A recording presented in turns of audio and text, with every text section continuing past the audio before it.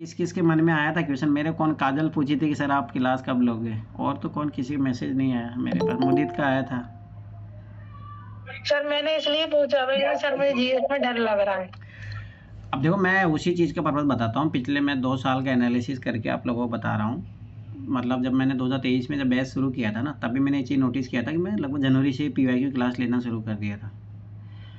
और मेरा लगभग पिछले आप लोग लगभग मोस्टली लोग तो 2 सालों से जुड़े हुए हैं, 2-3 सालों से जुड़े हुए हैं, कुछ लोग 3 सालों से जुड़े हुए हैं। तो मेरा जो ऑब्जर्वेशन रहा है ना, देखो मैंने क्या किया था, लास्ट ईयर भी मैंने जनवरी से बैच शुरू कर दिया था। मतलब पढ़ा तो मैं साल भर ही पढ़ाता हूँ, हर बार मैंने देखा मैं साल भर पढ़ाया हूँ। अब की बार शायद पहली बार है कि मैं क्लासेज नहीं ले रहा।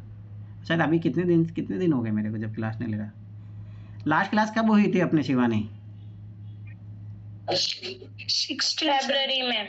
फरवरी में लास्ट वीक थी। नहीं क्लास तो लास्ट मार्च में, हाँ सही बोला। ठीक है, अब मैं एक चीज़ तुम्हें बताता हूँ उसके पीछे मतलब क्या। देखो मैं लार्जर बेनिफिट किन चीज़ों में है वो चीज़ें मैं तुम्हें बताता हूँ ना। तो मैंने लास्ट 2 बार जब 2023 वाला मतलब 24 वाले एग्जाम के लिए और 25 वाले एग्जाम के लिए मैंने जनवरी से लगभग क्लासेस रेगुलर ली है लास्ट मई तक एग्जाम में। तो मैंने एक चीज़ नोटिस किया जो मेरा रहा है ऑब्जर्वेशन, सब लोग पुराने ही हैं इसमें से, ऐसे कोई नया स्टूडेंट तो शायद शिल्पा है बस। तो मैंने एक चीज़ नोटिस किया था कि जो लोग मतलब रेगुलर रहे तो वो क्या होता है कि भाई ट्रिक पे ही ध्यान दे रहे हैं। फिर उनको ऐसा लगता है कि हमारा एग्जाम जो है ट्रिक से निकल जाएगा, और वो अपनी तरफ से जो फाउंडेशन जो भाई चीज़ें होती है, बेसिक चीज़ें होती है, उन पे उन लोगों ने काम ही नहीं किया। ये हकीकत है, क्योंकि मैं मार्कशीट क्यों मंगवाता हूँ, मैंने पिछले 2 सालों की मार्कशीट मंगवाई। मैंने जैसे काजल का चलो सीसीएट में तो इम्प्रूवमेंट दिखा, पर जीएस में तो वही बराबर सी गाड़ी है। तो ये चीज़ सोच लो कि भाई आपके नंबर क्यों नहीं बढ़ रहे। आप ये चीज़ भी तो नोटिस करो ना भाई, आपको ही तो पता होना चाहिए ना। एक चीज़ मैं फिर बार बार बता रहा हूँ, जो आप लोगों को ट्रिक्स मैंने जो लगभग 2 सालों से मैंने क्लास करवा रहा हूँ, तो उसके पीछे अगर मैं देखोगे तो भाई आप, मैं अखिर बता रहा हूँ ना, आप पीवाईक्यू प्रोग्राम से रिलेटेड कहीं पे भी कोर्स ले लेना है ना, मैं अखिर बता रहा हूँ जो चीज़ें मैं आपको सिखा चुका हूँ ना, इससे कम कहीं नहीं मिलेगा आपको। ये मैं गारंटी के साथ बता रहा हूँ। तो इसका मतलब है कि भाई पीवाईक्यू प्रोग्राम में जो ट्रिक सिखाई जाती है वो तो आप लोगों के पास है, उसमें तो कोई कमी नहीं है ना। जो कमी रह रही है वो आप लोगों की साइड से रह रही है ना, कि आप बेसिक्स के क्वेश्चन गलत करके आ रहे हो। भाई मैं खुद अपने आप को इन्वॉल्व कर रहा हूँ ना। मेरे खुद जैसे मान लीजिए कि 53 नंबर आए, तो मतलब ये इतने ख़राब नंबर है, मैं खुद में बता रहा हूँ ना बहुत ख़राब नंबर है। उसका कारण मुझे सब कुछ, मुझे खुद को क्लियर पता है कि ट्रिक्स के कारण, या हाँ कुछ क्वेश्चन जो ट्रिक्स में मैं अच्छे से अप्लाई नहीं कर पाया, आराम से 20 नंबर मेरे बढ़ते हैं, मुझे पता है वो चीज़। वो तो चले एक बात है, परंतु उसके अलावा जो बेसिक क्वेश्चन गलत हुए लगभग मेरे है ना 10-12 क्वेश्चन बेसिक क्वेश्चन गलत हुए। जैसे मॉडर्न हिस्ट्री के 5 क्वेश्चन गलत हुए, पॉलिटी के 5 क्वेश्चन गलत हुए जो नहीं होने चाहिए। तो उसका रीज़न क्या है? उसका रीज़न क्या है, जब मैंने खुद अपना एनालिसिस किया तो उसका रीज़न सीधा सा है कि भाई आप बेसिक्स पे काम नहीं करोगे तब तक आपके नंबर नहीं आएंगे। ये बात हकीकत है। अब जैसे नगीना है, अरे एक और क्या आराधना है, तो कल मेरे आराधना से भी बात हुई। नगीना के इनके अच्छे नंबर है, मतलब रमेश के भी अच्छे नंबर है, जिनके जीएस में मतलब मोर देन 60 प्लस नंबर यही लोग हैं, शिवानी के भी ठीक है। तो मैंने इन लोगों को जब ऑब्जर्व किया कि भाई इन लोगों के इतने अच्छे नंबर कैसे आए, मान लो कि नगीना के लगभग 72 के समथिंग है, तो ये चीज़ हमेशा याद नहीं, इनके बेसिक क्वेश्चन सही हुए हैं, ठीक है, और ट्रिक्स में भी मतलब काम हुआ है। अब मैंने जब कल आराधना से बात किया तो उसके 67 ऐसे कुछ नंबर थे जीएस में, तो मैंने उससे पूछा भाई तुम्हारे कम कहाँ रहे, भाई तुम्हारा उसका बेसिक्स अच्छा है मतलब। तो बोले सर मैं ट्रिक्स लगाने में गड़बड़ियाँ कर दी। मतलब वो क्या किया कि डायरेक्ट ही ट्रिक्स अप्लाई कर रही थी। भाई मैंने कितनी बार तुम लोगों को समझाया है कि भाई पहले अपना नॉलेज यूज़ कीजिए। जब आप अपना नॉलेज यूज़ करोगे, वहाँ जब आप नॉलेज से क्वेश्चन सोल्व नहीं कर पा रहे हो, तब उसके बाद में कॉमन सेंस ये सब सारी चीज़ें लगती है। अब उसने क्या किया, बिना क्वेश्चन पढ़े 5-2 वाला 3 वाला रूल लगा दिया, 4 में से 2 वाला लगा दिया। तो भाई ये तो मैंने कभी नहीं सिखाया आप लोगों को ना, ये तो गलती है ना। तो जिनका बेसिक्स अच्छा है वो ट्रिक्स लगाने में मतलब अंधाधुंध ट्रिक लगा रहे हैं, तो सबसे बड़ी गलती तो ये हो गई। दूसरी बात, जिनको ट्रिक्स मान के चलो अच्छे से आ रही है या मान लो लगा रहे हैं, तो उनका बेसिक्स खराब है, तो इस कारण से पिछले 2 सालों से रिजल्ट नहीं आया। वो चीज़ अब की बार मेरे भी मद्देनज़र में है कि भाई मैं पिछले 2 सालों से पढ़ा रहा हूँ, लास्ट ईयर भी मैंने बोला था, तो भाई अब मुझे ये काम तो करना है ना कि भाई आप लोगों को क्या दिक्कत हो रही है। अगर मैं सोचूं मैं भी आपके यार मैं पढ़ाते रहूँ तो वो चीज़ें क्या ही फ़ायदा होगा, मुझे बताओ, रिजल्ट ही नहीं है, आप लोगों को रिजल्ट ही चाहिए ना। तो मेन फोकस अपना भाई क्लास लेना इंपॉर्टेंट नहीं है। क्लास तो ऑलरेडी देखो मैं जो ट्रिक करवाऊंगा आप लोग, जो मान के चलो मैंने उस टाइम भी बोला था, तो वो ऑलरेडी आप लोगों के लिए क्लासेज है अवेलेबल। मैंने उसको सब्जेक्ट वाइज भी डिवाइड कर दिया, ईयरली वाइज भी आपको डिवाइड करके दे दिया हूँ। तो मैंने जब मार्च में जब मैं गया था तो मैं उसी टाइम ये काम कर दिया था, पहली बात। दूसरी बात, जो मेरे पास कोई नई ट्रिक्स थी उसका भी मैंने PDF जो मैंने कंपाइल करके आप लोगों को वो भी दे दिया। तो मेरी तरफ से तो ऐसा कोई चीज़ नहीं है कि मेरे जो क्लास नहीं ले रहा हूँ उससे आपको कोई नुकसान हो रहा हो, मुझे ये बताओ आप। अब आप देखो गलती बताओ कहाँ है, आप लोग अपनी तरफ से पढ़ाई नहीं कर पा रहे होंगे, तब लग रहा होगा सर की क्लास होती थी एटलीस्ट हम डेली पढ़ पाते थे या कुछ पढ़ पाते थे। अब ये गलती तो भाई इससे तो एग्जाम नहीं निकलेगा, ये बात याद रखना। नहीं सर, मतलब मेरा तो सिंपल ये है कि बस एक होप देने आ जाया करो, चाहे हफ्ते में एक बार आओ, कि मतलब एक बार एक होप होती है ना कि हाँ चलो ये कर कनेक्टेड सकते है। हैं, ये कर सकते हैं। मुझे ऐसा फील होता है जैसे मैं एक कोई भी मैंडेट की जैसे पढ़ रही हूँ कि दुनिया का पता ही नहीं क्या चल रहा है, तो मुझे ये डर लगता है। मतलब मैं एक ही रूम में इतने सालों से पढ़ रही हूँ ना, तो मेरे को तो ये ऐसा डर नहीं, लगता मुझे है। बताओ पर्सनली जितने लोग तुम लोगों, किसी ने मेरे को मैसेज किया हो मैंने उसका रिप्लाई नहीं किया हो, ये बताओ। तुम्हारा शिवानी तुमसे तो कितनी बात होती है, मैं तुम्हारा जितने टेस्ट का तुम मुझे देती हो, मुदित है, ये हिमांशु भी मुझे टेस्ट भेजा है। तो भाई अगर ऐसी बात होती तब मुझे बताओ, ऐसे तो मैं डेली तो टच में हुई आप लोगों के। और रही बात तो ठीक है, मैं सैटरडे संडे को इन्हें एक आध दिन क्लास ले लिया करेंगे। देखो मैं फिर बता रहा हूँ, जो मेन मेरा जो अभी पर्पज़ है, मैं फिर मैं बार बार बता रहा हूँ, आप लोग है ना, जैसे आपकी बार मेरा क्या प्लान है, क्यों मैं क्लास मिस किया हूँ, 1 महीना पूरा क्लास नहीं हुआ है, और अभी शायद ये महीना भी क्लास नहीं होगा, मैं साफ बता रहा हूँ क्लियर, उसका रीज़न सुन लो आप। देखो ना, जो मेहनत किया, मैंने बोला था विजन का टेस्ट लगा लो, मुदित है, शिवानी, शायद शिवानी अभी तुम्हारे पूरे नहीं हुए ना, मेरा फैकल्टी बच रहे हैं। सेक्शनल सारे लगा लिए तुमने? FLT सेक्शनल सारे हाँ, लगा लिए? मेरा बस एनवायरमेंट और मॉडर्न हिस्ट्री का सेक्शनल बचा है। पर तुमने मेरे को सारे सब्जेक्टों के स्कोर नहीं भेजे तुमने। मैं भेज दूँ, मतलब अब लगा के मैं फिर भेज ही दूंगी ना आपको। अब FLT लगाने की सोचो सर, अप्रैल चालू हो गया ना। अब देखो यही मैं बता रहा हूँ, जैसे जो मेरे को भेज रहा है मुझे सबका बायोडाटा पता है भाई। हिमांशु ने कल मेरे को बना के भेजा, मुदित मुझे हर बार अपडेट करके देता है, मुदित तो हमेशा एक्स्ट्रा चलता है वो तो मेरा कहने का मतलब, अब देखो जैसे युवराज वो कहाँ गया, युवराज है गायब, कहाँ भाग गया हो युवराज? युवराज मुझे बताओ, तुमने मुझे आज तक कभी अपडेट दिया सर मुझे क्या पढ़ना है, सर मैं क्या करूं? कभी मेरे से कोई क्वेश्चन पूछा आपने? बताओ। नहीं। तो ये गलती है ना आपकी। देखो मैं फिर बता रहा हूँ, क्या बोलते हैं जितने भी हुए ना, क्या बोलते हैं ये इसके विजन के थे सेशनल, जो लगभग 2-3 छूट रहे होंगे, बाकी सब लगा ही दिए। तो आप मुझे तो अपडेट करो ना, तो फिर मेरा गाइड करने क्या मतलब हुआ? आप मेरे को तो बताओ, तभी तो मैं कुछ सुधार के तुम्हें तरीके बताऊंगा। बाकी मैंने और क्या नगीना दोनों लगाए थे, वो भी लगा देते, मैं भी लगा देता। ये बात है ना कि आप लोग, जैसे अब ये है काजल है भाई, आप मेरे को अपडेट तो करो, आप क्या कर रहे हो? जैसे नगीना बोली नहीं सर आप क्लास लो, मैं बोला कि अभी आप अपने बेसिक्स पे काम कीजिए। PYQ वाली क्लास मैं पहले बता रहा हूँ, मैं जिस दिन लास्ट क्लास हुई थी मैं उस दिन भी यही वादा करके गया था, मैं क्लास करवाऊंगा। परंतु अब की बार क्लास का जो पर्पज़ रहेगा वो ये पर्पज़ नहीं है कि अपन जो PYQ कर रहे हैं और उसमें भी लोग लापरवाही करते हैं। तो मेरा कहना है तुम लोग है ना, ये भाई तुम्हारे पास 2 महीने, इसमें स्टेटिक्स पे तुम रिवीजन के सेक्शनल टेस्ट पे काम कर लो। इससे अगर तुमने, मैं फिर बार बार बता रहा हूँ, जितने बेसिक्स आप क्लियर करके रखोगे ना, तो ट्रिक की क्लासेज ऐसे भी, अगर भाई मान के चलो कि ट्रिक्स की क्लास की, जैसे कौन है शिल्पा, चलो नई स्टूडेंट है, तो शिल्पा मैंने ऑलरेडी आप लोगों को सब क्लासेस भेज दी थी, लास्ट ईयरली वाइज भी मैंने आपको भेज दी थी, और जो सब्जेक्ट वाइज भी मैंने भेज दी थी। आपने देखी शिल्पा वो क्लासेज? सर मैं ना सर इसलिए बोल रही थी कि पढ़ते पढ़ते है ना इतनी नेगेटिविटी आ रही थी भयंकर वाली। चलो वो चीज़ मैं समझ गया, वो बात आपके समझ, तो इस चीज़ के लिए मैं चलो सैटरडे संडे मिल लिया करूँगा, कोई इश्यू नहीं है उसमें। देखो मैं सर मैंने देखी है। तो आप उनको देखिए ना, तो उनको क्लास देखिए, आप अभी उनको तो पचा लो, उनको पचा लो कि फिर वही बात है, तुम अपना बेसिक्स पे तुम्हें अभी काम करना चाहिए। टेस्ट लगाना, तुम्हारे पास तो क्लास लेने का तो टाइम ही नहीं बचना चाहिए भाई। मतलब मेरी जो अभी एक्स्ट्रा क्लासेस लेने का टाइम तो है ही नहीं तुम्हारे पास ऑलरेडी। मैं कंफ्यूज हो जाती हूँ, बार बार भूल जाती हूँ, फिर क्या करूँ, बोर हो जाती हूँ बुक पढ़ते पढ़ते कभी। अब वही मैं बात बता रहा हूँ, देखो कुछ चीज़ें ध्यान से समझिए ना। पहली बात, जो मेरा फोकस है कि आप लोग अपनी तरफ से है ना, मैं फिर ध्यान से समझना इस बात को, आप अपनी तरफ से 30 या 35 क्वेश्चन तैयार कर लो, कि मतलब 30-35 क्वेश्चन, मतलब कि अपने लेवल पे आप 30-35 क्वेश्चन, अगर इस 2026 का जब पीरी होगा कि सर हम इतने क्वेश्चन तो अपनी मेहनत से कर लेंगे।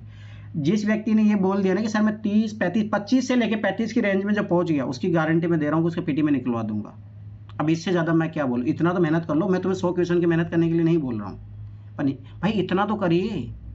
अब मैं पिछले 24 का रिजल्ट और 25 का रिजल्ट, मतलब मैं 2 सालों से गाइड कर रहा हूँ, ये तीसरा साल है, मैंने उठा के देख लिया भाई। पिछले सालों को बस नगीना है एकमात्र जिसने जो है इम्प्रूवमेंट किया है उस लेवल का, कि ये अपनी मेहनत से पहुंची है। उसके अलावा भाई सबका बुरा हाल है। तो मुझे बताओ, जब आप लोग खुद से ही जो है 20-25 क्वेश्चन में मेहनत नहीं कर पा रहे हो तो ट्रिक्स का कहाँ फ़ायदा मिलेगा, आप मुझे बताइए। अगर आप लोग 25 से लेकर 35 रेंज में खुद पहुंच जाओगे ना, तो मतलब ये कि 40-50 की रेंज में आपके नंबर, भाई किसी के नंबर नहीं आए हैं। जैसे मेरा खुद का बुरा हाल जो मैं खुद में बता रहा हूँ, भाई मेरे 53 नंबर, वो कोई नंबर नहीं है, मैं फिर बार बार बता रहा हूँ। उसका कारण है कि मेरे बेसिक्स ही खराब है। अब जैसे मान लो जिनके भी नंबर है, मान के चलो 40 से कम नंबर आ रहे हैं ना, तो उनको ट्रिक्स की नहीं, उनको भाई अपने फाउंडेशन पे काम करने की जरूरत है। क्योंकि मान के चलो मेरा मानना है कि 20-25 क्वेश्चन जो खुद से सोल्व कर पा रहा है, मतलब 50 नंबर ला पा रहा है, और जो मेरी ट्रिक यूज करेगा ऑटोमेटिक वो पार जाएगा। तो वो जितना जो बेसिक स्ट्रॉन्ग करेगा ना, उसका ही प्री निकलने के चांसेस बढ़ेंगे। पहली बात ये रही। सीसेट में मैंने इतना काम करवा दिया था तुम लोगों को जिससे तुम्हारा पेपर निकल सकता है। पर मैंने पहले ही एक चीज़ बोली थी कि देखो, हाँ, अरे एक और चीज़ याद रखना, आपकी बात 2026 का जो पेपर आएगा, एवरेज इनके क्वेश्चन बढ़ेंगे, ठीक है, टाइम डिस्टेंस इनके क्वेश्चन बढ़ेंगे। तो ये टॉपिक कर लेना भाई, अभी मैं बता रहा हूँ कुछ चीज़ें ये कर लो। क्योंकि है ना, अब धीरे धीरे यूपीएससी का ना प्रोबेबिलिटी वाले क्वेश्चन नहीं पूछे। जब 2023 में जब से वो मचा था, तो उसके बाद में ये क्या, जो पहले जिन सेक्शन से क्वेश्चन यूपीएससी पूछ ही नहीं रही थी, एचसीएफ, एलसीएम, इनके क्वेश्चन बढ़ेंगे, एवरेज के क्वेश्चन बढ़ेंगे, ठीक है, परसेंटेज के क्वेश्चन बढ़ेंगे, रेशियो के क्वेश्चन बढ़ेंगे, टाइम डिस्टेंस का क्वेश्चन बढ़ेंगे, पाइप टंकी वाले क्वेश्चन उसके जगह अब की बारी पूछो आगे फिर बढ़ेंगे। तो ये टॉपिक कर लो भाई क्लियर। पीवाई के तो मैं सारे ऑलरेडी करवा के भी रखा हूँ, पर मुझे पता है कि उधर जो है ना, आपको जो ये क्वेश्चन में जो इंपॉर्टेंट टॉपिक बता रहा हूँ 2017 से पहले मिलेंगे। 2018 के बाद 19, 20, 21 सीजन नंबर सिस्टम का बहुत ज़्यादा महत्व तो बढ़ गया था। परंतु आप कंपेरिजन देखना 2023 और 24-25 के पेपर में ना डिफरेंस नज़र आएगा आपको। नंबर सिस्टम आज भी है, 10-15 क्वेश्चन आएंगे, अभी भी मैं बता रहा हूँ। परंतु ये जो अदर टॉपिक है ना, जैसे क्या होता है, पहले प्रोबेबिलिटी वाले क्वेश्चन, परमुटेशन कॉम्बिनेशन वाले क्वेश्चन ज़्यादा आ रहे थे। अब 2024 से 25 के क्वेश्चन उठा के देख लो, एक भी क्वेश्चन नहीं मिलेगा आपको परमुटेशन कॉम्बिनेशन का, एक भी क्वेश्चन नहीं है। क्योंकि जब 2023 के पेपर को लेके हाइप मच गया था, तो 27 बात है, यूपीएससी अपना पैटर्न घुमा लिए। तो आप भाई 2024-25 के पेपर अच्छे से ऑब्जर्व करो, आपको बहुत सारी चीज़ें मिलेगी वहाँ से। तो पहली बात, देखो कॉम्प्रहेंशन की क्लासेज मैं फिर 12 बता रहा हूँ। ऑलरेडी मैंने पिछले साल जो क्लासेज लिया था वो भी डाल दिया हूँ आप लोगों के ग्रुप में, ठीक। उससे पिछले साल जो ईयरली वाइज है वो भी मैंने डाला। मैं फिर 12 बता रहा हूँ, वो क्लास जो बार बार देखेगा उसी का ही कल्याण होएगा। मैं फिर 12 बता रहा हूँ, उसको बार बार देखना पड़ेगा। अब एक चीज़ समझिए आप, है ना, चाहे मैं क्लास ले लूँ, बात है कि आप जब तक बार बार नहीं देखोगे, देखो खुद से क्वेश्चन सोल्व नहीं करोगे, फिर मेरी क्लास नहीं देखोगे, फिर क्वेश्चन सोल्व नहीं करोगे, तब तक वो नहीं सीख पाओगे आप। ये बात याद रख लेना। तो इस चीज़ के लिए तो मैंने आप लोगों को पहले से क्लास प्रोवाइड करके रखी है कि भाई आपका ये नुकसान ना हो, तो वो तो मैंने काम करवा के रखा है। अब रहती है बात भाई, एक तो 2025 का पेपर जो मुझे एड ऑन करवाना है, मतलब वो तो मस्ट है, वो तो मैं करवाऊंगा ही। तो उसका तो मैंने पहले बताया था वो फाइनल आंसर की, तो मैं इसी चीज़ का इंतजार कर रहा था कि आईएफएस का इंटरव्यू वाला कब आए। तो अभी आया, 4 अप्रैल से शुरू होगा उनका इंटरव्यू, है ना, और 19 अप्रैल तक है इंटरव्यू, और 24 या 25 अप्रैल तक फाइनल रिजल्ट आ जाएगा। तो ये मान के चलो 26-27 अप्रैल तक अपने पास वो आ जाएगी, आंसर की आ जाएगी, ठीक है। अब यार भी कुछ क्वेश्चन डिलीट हुए हैं, ठीक है, जब भी 10 मतलब में कट ऑफ जाता है तो ये मान के चलो क्वेश्चन डिलीट हुए हैं, तब क्या 1-2 क्वेश्चन तो डिलीट हुए हैं, पहली बात। दूसरी बात, एक चीज़ याद रखना कि अब की बात जैसे कुछ नए पैटर्न के क्वेश्चन हैं, तो उनके पैटर्न के अपने को नया ट्रिक पकड़ना भी है। तो पहले अपन जो स्टार्ट करेंगे, जब भी वो आंसर की आएगी मैं उसके अगले दिन से क्लास शुरू कर दूंगा, क्योंकि उससे पहले कोई शुरुआत करने मतलब है नहीं, मैं साफ बता रहा हूँ। मेरा मानना है कि अभी भी तुम लोगों के पास टाइम है, बेसिक्स पे काम कर लो। जिसने विजन के टेस्ट नहीं लगाए अभी भी लगा लो, ठीक है, अपने बेसिक्स पे काम कीजिए। और मैंने पहले बोला था भाई, नई वाली जो एनसीईआरटी आई है 2020 वाली, वो कर लो। मैंने इंडिया ईयर बुक का आपको इंपॉर्टेंट चैप्टर लगा के मैंने भेज दी। मैं फिर बताऊँ 10-15 क्वेश्चन आएंगे भाई वहाँ से। भाई जितना तुम लोगों को ना जरूरत है टाइमली, मैं वो चीज़ें सब मेंटेन करके रखता हूँ कि भाई, पर बात है कि आप पढ़ना तो आपको पड़ेगा ना भाई, ये बात क्यों नहीं समझ रहे हो। मैं फिर बताऊँ, क्लास लेने में मेरे को कोई दिक्कत नहीं है, चाहे उसमें इससे ज़्यादा मैं 3-4 घंटे मूवी या वेब सीरीज देख लेता हूँ, मुझे उससे कोई इशू नहीं है। पर बात है कि उसमें हानि आपको ही है, क्योंकि आप फिर जो पूरा फोकस है ना, आप ट्रिक्स पे फोकस हो जाते हैं, फिर आप अपने स्टैटिक जो बेसिक्स है उस पर काम ही नहीं कर रहे भाई। पिछले 2 साल। मेरे क्वेश्चन है। हाँ बोलिए सर, कट ऑफ इतना ही रहेगा या फिर बढ़ेगा? देखो मैं सिंपल सा इस चीज़ का एक लॉजिक बता रहा हूँ, ध्यान से समझना। आपके कट ऑफ क्यों बढ़ी है? आपकी बार रीजनिंग के क्वेश्चन इजी थे, पैसेज करने लायक थे, इसीलिए लोगों का ना सीसेट निकला है। सीसेट निकला है तो जीएस की कट ऑफ ऑटोमेटिक बढ़ी है भाई, बहुत ज़्यादा नंबर बढ़ी है, इतना सोच भी नहीं सकते थे। तो मेरा ये मानना है कि चाहे कोई सा भी कैटेगरी का हो, 100+ नंबर लेके चलो अपनी तरफ से, तभी ही पीटी निकलेगा। दूसरी बात है, वो तो नंबर तो छोड़ दो, सबसे पहली बात है कि आप सीसेट क्वालिफाई हो सकता है, कट ऑफ फिर से गिर जाए, कोई बड़ी बात है, सीसेट डिसाइड करेगा, अब जीएस डिसाइड नहीं करता है। कारण मैं तुम्हें बता रहा हूँ, जैसे मान के चलो, अब मैं भी मान लो कि ट्रिक वाली क्लासेस ले रहा हूँ, ऐसे हज़ारों लोग ले रहे हैं, बहुत सारे लोग तो यूट्यूब पे ऐसे फ्री चला रहे हैं। तो अब सब लोगों को ये बेसिक चीज़ें पता है। मैं फिर बारह बता रहा हूँ, जो बेसिक कॉमन सेंस वाली ट्रिक है, ठीक है, ये सबको पता चल गई है। अब ये पता चल गई, देखना टॉपर्स के जिनके उनके पीटी में 130 140 नंबर हैं, किसी के 160 नंबर है। इसीलिए मैं फिर बार बार बता रहा हूँ, अगर आप ये चीज़ें पीछे रहे तो आप तो ऐसे ही भूल जाओ फिर इस पेपर को। तो वो भी सीखना, साथ में बेसिक्स पे भी आपको काम करना है, तो कट ऑफ तो बढ़ेगी। मैं पहले बता रहा हूँ 50-100 से ऊपर तो किसी हालतों से नहीं जाएगी यूपीएससी। मैं फिर 12 बता रहा हूँ, तुम लोग डिसाइड नहीं करते हो, तुम कितना भी पढ़ लो, यूपीएससी कट ऑफ तुम लोगों से डिसाइड नहीं होती है। यूपीएससी खुद डिसाइड करती है उसको कितना कट ऑफ रखना है। तो मैं अभी भी बता रहा हूँ, मतलब ये मान के चलो जनरल कैटेगरी 45 क्वेश्चन मिनिमम, इससे कट पीट के बता रहा हूँ, इससे कम तो होने नहीं चाहिए किसी हालतों से, ये मिनिमम बता रहा हूँ। और मैक्सिमम ये मान के चलो 50 क्वेश्चन, कट ऑफ इसी के ही अराउंड रहेगी। अरे SC ST का मान के चलो, अब जो है अब मिनिमम 40 क्वेश्चन सही होने चाहिए, मैक्सिमम 45 क्वेश्चन, इससे बाहर नहीं जाएगी, ये याद रख लेना।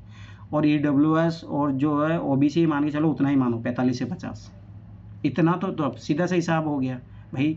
40 से कम क्वेश्चन में तो किसी का ही नहीं होगा, ये तो साफ याद रख लेना।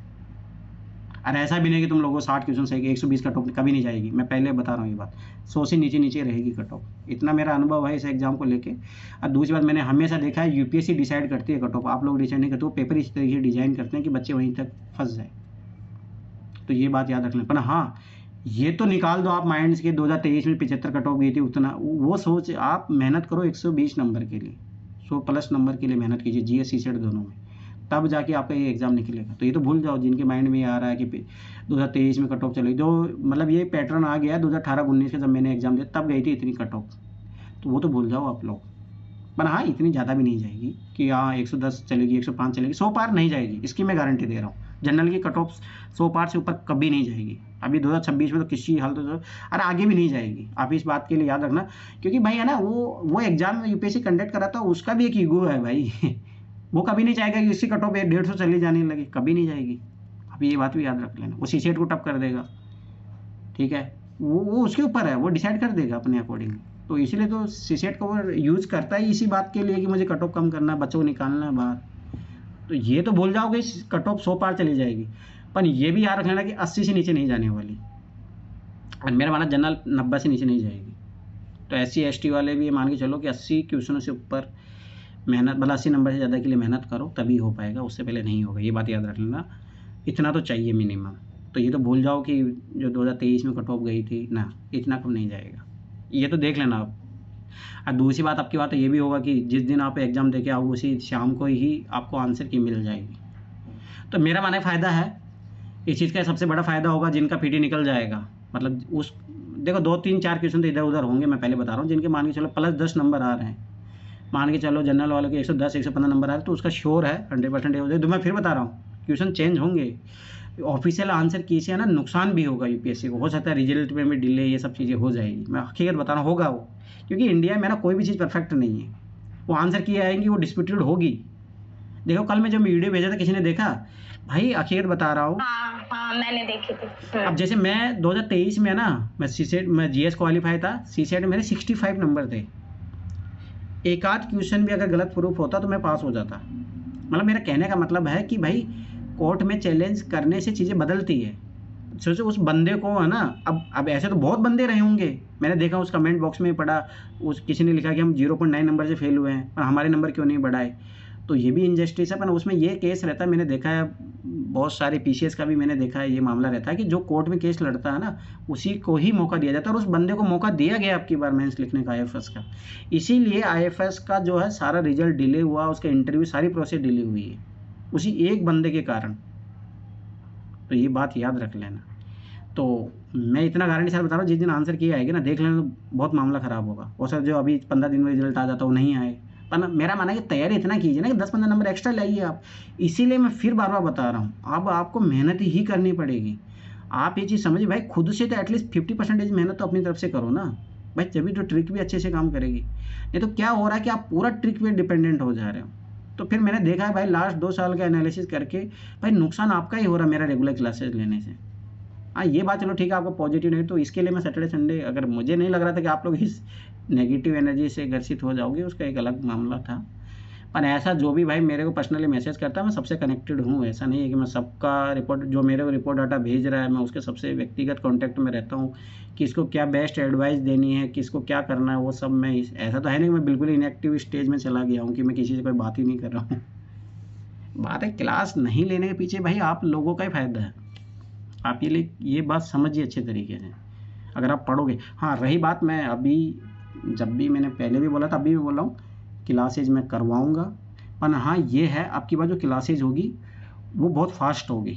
फास्ट इन द सेंस कि मतलब इसीलिए बोल रहा हूँ कि जिन्होंने PYQ वाली क्लासेज नहीं देखी है पहले, वो देख लेना एक बार। क्योंकि आपकी बात जो पर्पज़ रहेगा, मेरा ये मानना है कि नॉलेज आपको आता होगा, ये बात याद रखना। आपके क्लासेज के पीछे ये रीज़न आपके मैं एक्सप्लेन नहीं करूँगा वहाँ पे, क्योंकि अपने पास कम टाइम रहेगा। कम टाइम में ट्रिक रिवाइज करनी है अपने को, नॉलेज नहीं कि आप नॉलेज भी वहाँ सीखना चाह रहे हो। तो शिल्पा खास तौर से ये बात याद रख लेना, आपको पढ़ना अपनी तरफ से सब्जेक्ट, तो वहाँ पे मैं ट्रिक सिखाऊंगा, और वो ट्रिक सिखाऊंगा तो वो तभी अप्लाई होगी। मैं जैसे मैं बोलूँगा भाई ये क्वेश्चन नॉलेज से होना चाहिए, तो वो आपको फिर ये याद रखना नॉलेज से सही होना चाहिए। आपका नहीं हो रहा तो आपका जो बेसिक्स है वो गलत है। तो जहाँ ट्रिक लगेगी भाई, यहाँ तो अब मैं साफ बता दूंगा भाई ये क्वेश्चन है ट्रिक से सोल्व होगा आराम से। इसमें आपको नॉलेज हो सकता है कम पड़ जाए किसी का, हो सकता है किसी ने 2 एक्स्ट्रा बुक नहीं पढ़ी हो, तो वो मैं क्वेश्चन अच्छे से बता दूंगा भाई ये ट्रिक से क्वेश्चन सोल्व होगा। तो आपकी बार थोड़ा उस अलग पर्पज से, अलग माइंड सेट, क्योंकि मेरा ये मानना है कि आपकी बार आप लोग अपनी तरफ से बेसिक क्वेश्चन 30-40 मतलब 25 से लेकर 35 के रेंज में अपनी तरफ से क्वेश्चन सही कर लोगे, तो वो 20-25 क्वेश्चन मैं बता दूंगा। देखो इस पेपर के 20-25 क्वेश्चन है जो हर व्यक्ति को सही करनी चाहिए। इसके अलावा जो 70 क्वेश्चन है, या मान के चलो 60 क्वेश्चन है, तो ये ट्रिक कैसे अप्लाई करके इसमें से जो 60 क्वेश्चन है उसमें से अपन 40 क्वेश्चन कैसे निकाल सकते हैं, तो वो मेरा पर्पज रहेगा अब की बार। ठीक है, CCET में भी मैं कराऊंगा क्लासेज, मैं पहले बता रहा हूँ, परंतु उसमें मैं बता दूँ देखो ये बेसिक क्वेश्चन है, ये किसी से गलत नहीं होना चाहिए। अब ये क्वेश्चन है थोड़ा इसके एक्स्ट्रा नॉलेज चाहिए, तो वो मैं वहाँ पे एक्सप्लेन कर दूंगा, क्योंकि ऑलरेडी क्लासेज आपके पास पड़ी है। क्वेश्चन और है। क्या हो गया सर? एक क्वेश्चन और है मेरा। हाँ बताइए। क्वेश्चन हमें कितने अटेम्प्ट करने चाहिए जिसमें हम सेफ रहें? देखो ये आपका, मेरा मानना है कि अभी से टेस्ट दीजिए, आपको तभी एक आइडिया लगता है। जैसे मेरा मानना है कि अगर आपके पास नॉलेज और आपने ट्रिक दोनों पे काम किया तो आराम से 90+ तो खेलना ही चाहिए, 95+ आराम से खेलना चाहिए, इतना तो जरूर है। अगर आपको ट्रिक, सर कोचिंग वालों में नहीं खेल सकते ऐसे। अरे कोचिंग्स वालों में तो उसका एक अलग पर्पज होता है ना, तो उसका तो तुम्हें बताया तो था उस दिन, उसमें भी सीखिए आप कॉमन सेंस लगाना। अरे मैं तुम्हें बता रहा हूँ, मैंने अभी 2 टेस्ट लगाए हैं ना नंबर मेरे बहुत खराब आए, मैं तो साफ बता, मेरे 52 क्वेश्चन सही हुए थे, कट पीट के, तो मतलब समझ लो कितना क्वेश्चन, 35-36 क्वेश्चन सही हुए हैं, मतलब इतने नंबर 70 नंबर आए हैं ना। मैं बता रहा हूँ देखो मेरा है ना, मैं फुल टेस्ट भी दूंगा तब भी मेरे इतने नंबर आएंगे, मैं साफ बता रहा हूँ, ऐसा नहीं होता। इसलिए सब लोग निराश मत होइए। पर मैंने वहाँ पे देखो मैंने पिछले 2 सालों में जो गलती की थी, अब की बार मैं वही गलती सुधार रहा हूँ। मेरे कम क्यों नंबर आए?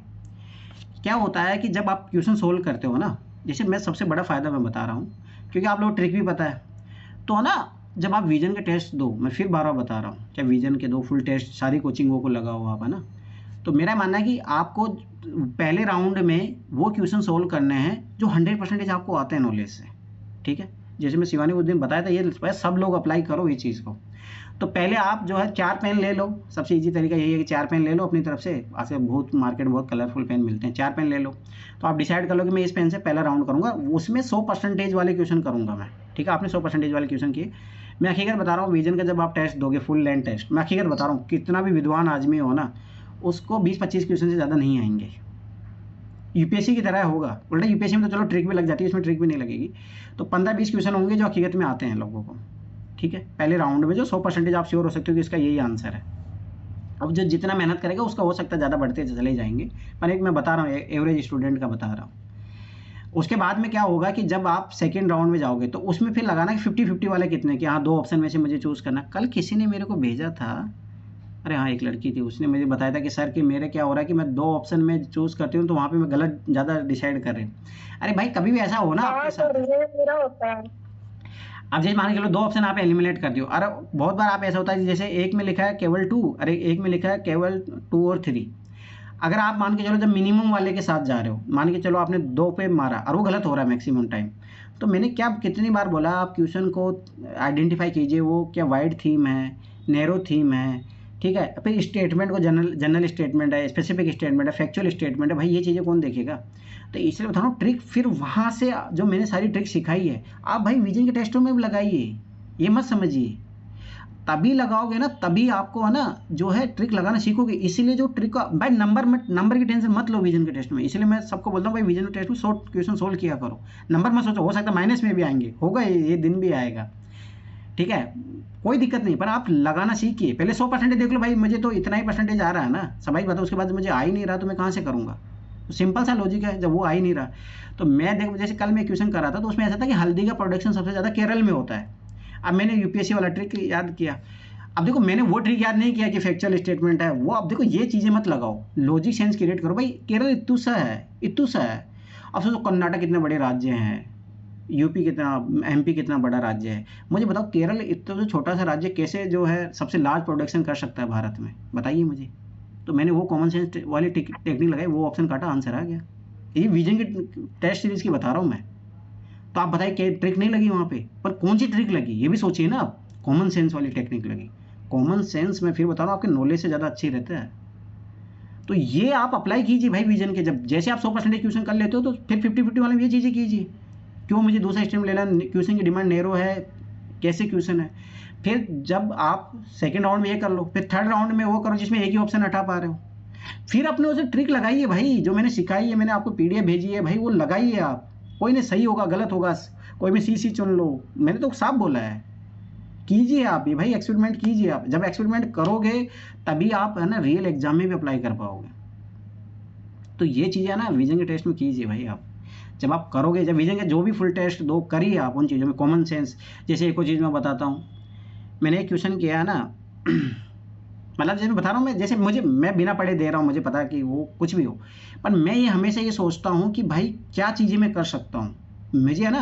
देखो इसीलिए मेरा बेहतर है मानना है कि सब लोग जिनका, जैसे शिल्पा तो चलो अभी बहुत न्यू है, इसके अलावा सब लोग जो पढ़े हुए, जिन्होंने मतलब सारे सब्जेक्ट पढ़े हैं, मैं गारंटी बता रहा हूँ, पढ़ के सिलेबस मत दिया करो विजन के टेस्ट या कोई भी कोचिंग का टेस्ट। रैंडम उठाओ और आप अपने जो प्रीवियस नॉलेज है उसका यूज करते हुए सोचो। क्योंकि आप जितना गलत करोगे ना, अभी मैं फिर बार बता रहा हूँ, टेस्टों में जितना गलत करोगे आपके उतने ही एग्जाम में सही करने की प्रोबेबिलिटी होगी। क्योंकि आप जब सीख जाओगे मैं गलत डिसीजन क्यों ले रहा था, क्या हो रहा। फिर हाँ ये भी याद रखना कि ऐसा नहीं कि आप टेस्ट दिया फेंक दिया उसको साइड में। आप अपनी वीक पॉइंट निकलिए, जैसे आप मान के चलो उसको जब मिला रहे हो आंसर की, तो अच्छा ये गलत हुआ है, फिर उसके बाद में एनालिसिस कीजिए कि मेरे बेसिक क्वेश्चन ये गलत हुए हैं जो नहीं होने चाहिए थे। तो भाई उन टॉपिक को अच्छे से रिवाइज कीजिए। सबसे पहला काम आपका ये है, ठीक है। दूसरा काम जो सबसे बड़ा है, तो ये टॉपिक है ना। अब जो रैंडम क्वेश्चन आते हैं, जैसे मैंने देखा ना एक चीज़, जैसे मतलब करंट अफेयर में बिल्कुल भी नहीं पढ़ा हूँ, क्लियर बता रहा हूँ। हाँ साल भर मैंने न्यूज़ सुनी है, ठीक है, न्यूज़पेपर थोड़ा बहुत देखा है, और ओनली आईएएस का जो है ना एडिटोरियल एनालिसिस सुना है, पर मैंने कभी ऐसे नहीं पढ़ा मैगजीन।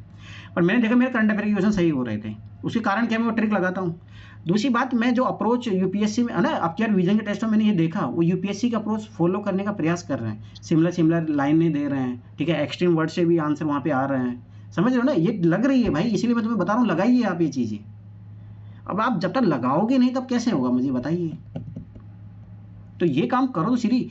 इसीलिए मैं फिर बता, विजन टेस्ट में मार्क्स की टेंशन मत लो, पर आप वहाँ पे क्वेश्चन सोल्व करने की जो अपनी स्किल है उसको डेवलप कीजिए आप, उसका बहुत फायदा मिलेगा आपको, ये बात याद रखना। तो ये चीज़ मैं खुद अपना, मैंने टेस्ट लगाए हैं अभी, तो मैंने दोनों टेस्टों का एनालिसिस किया।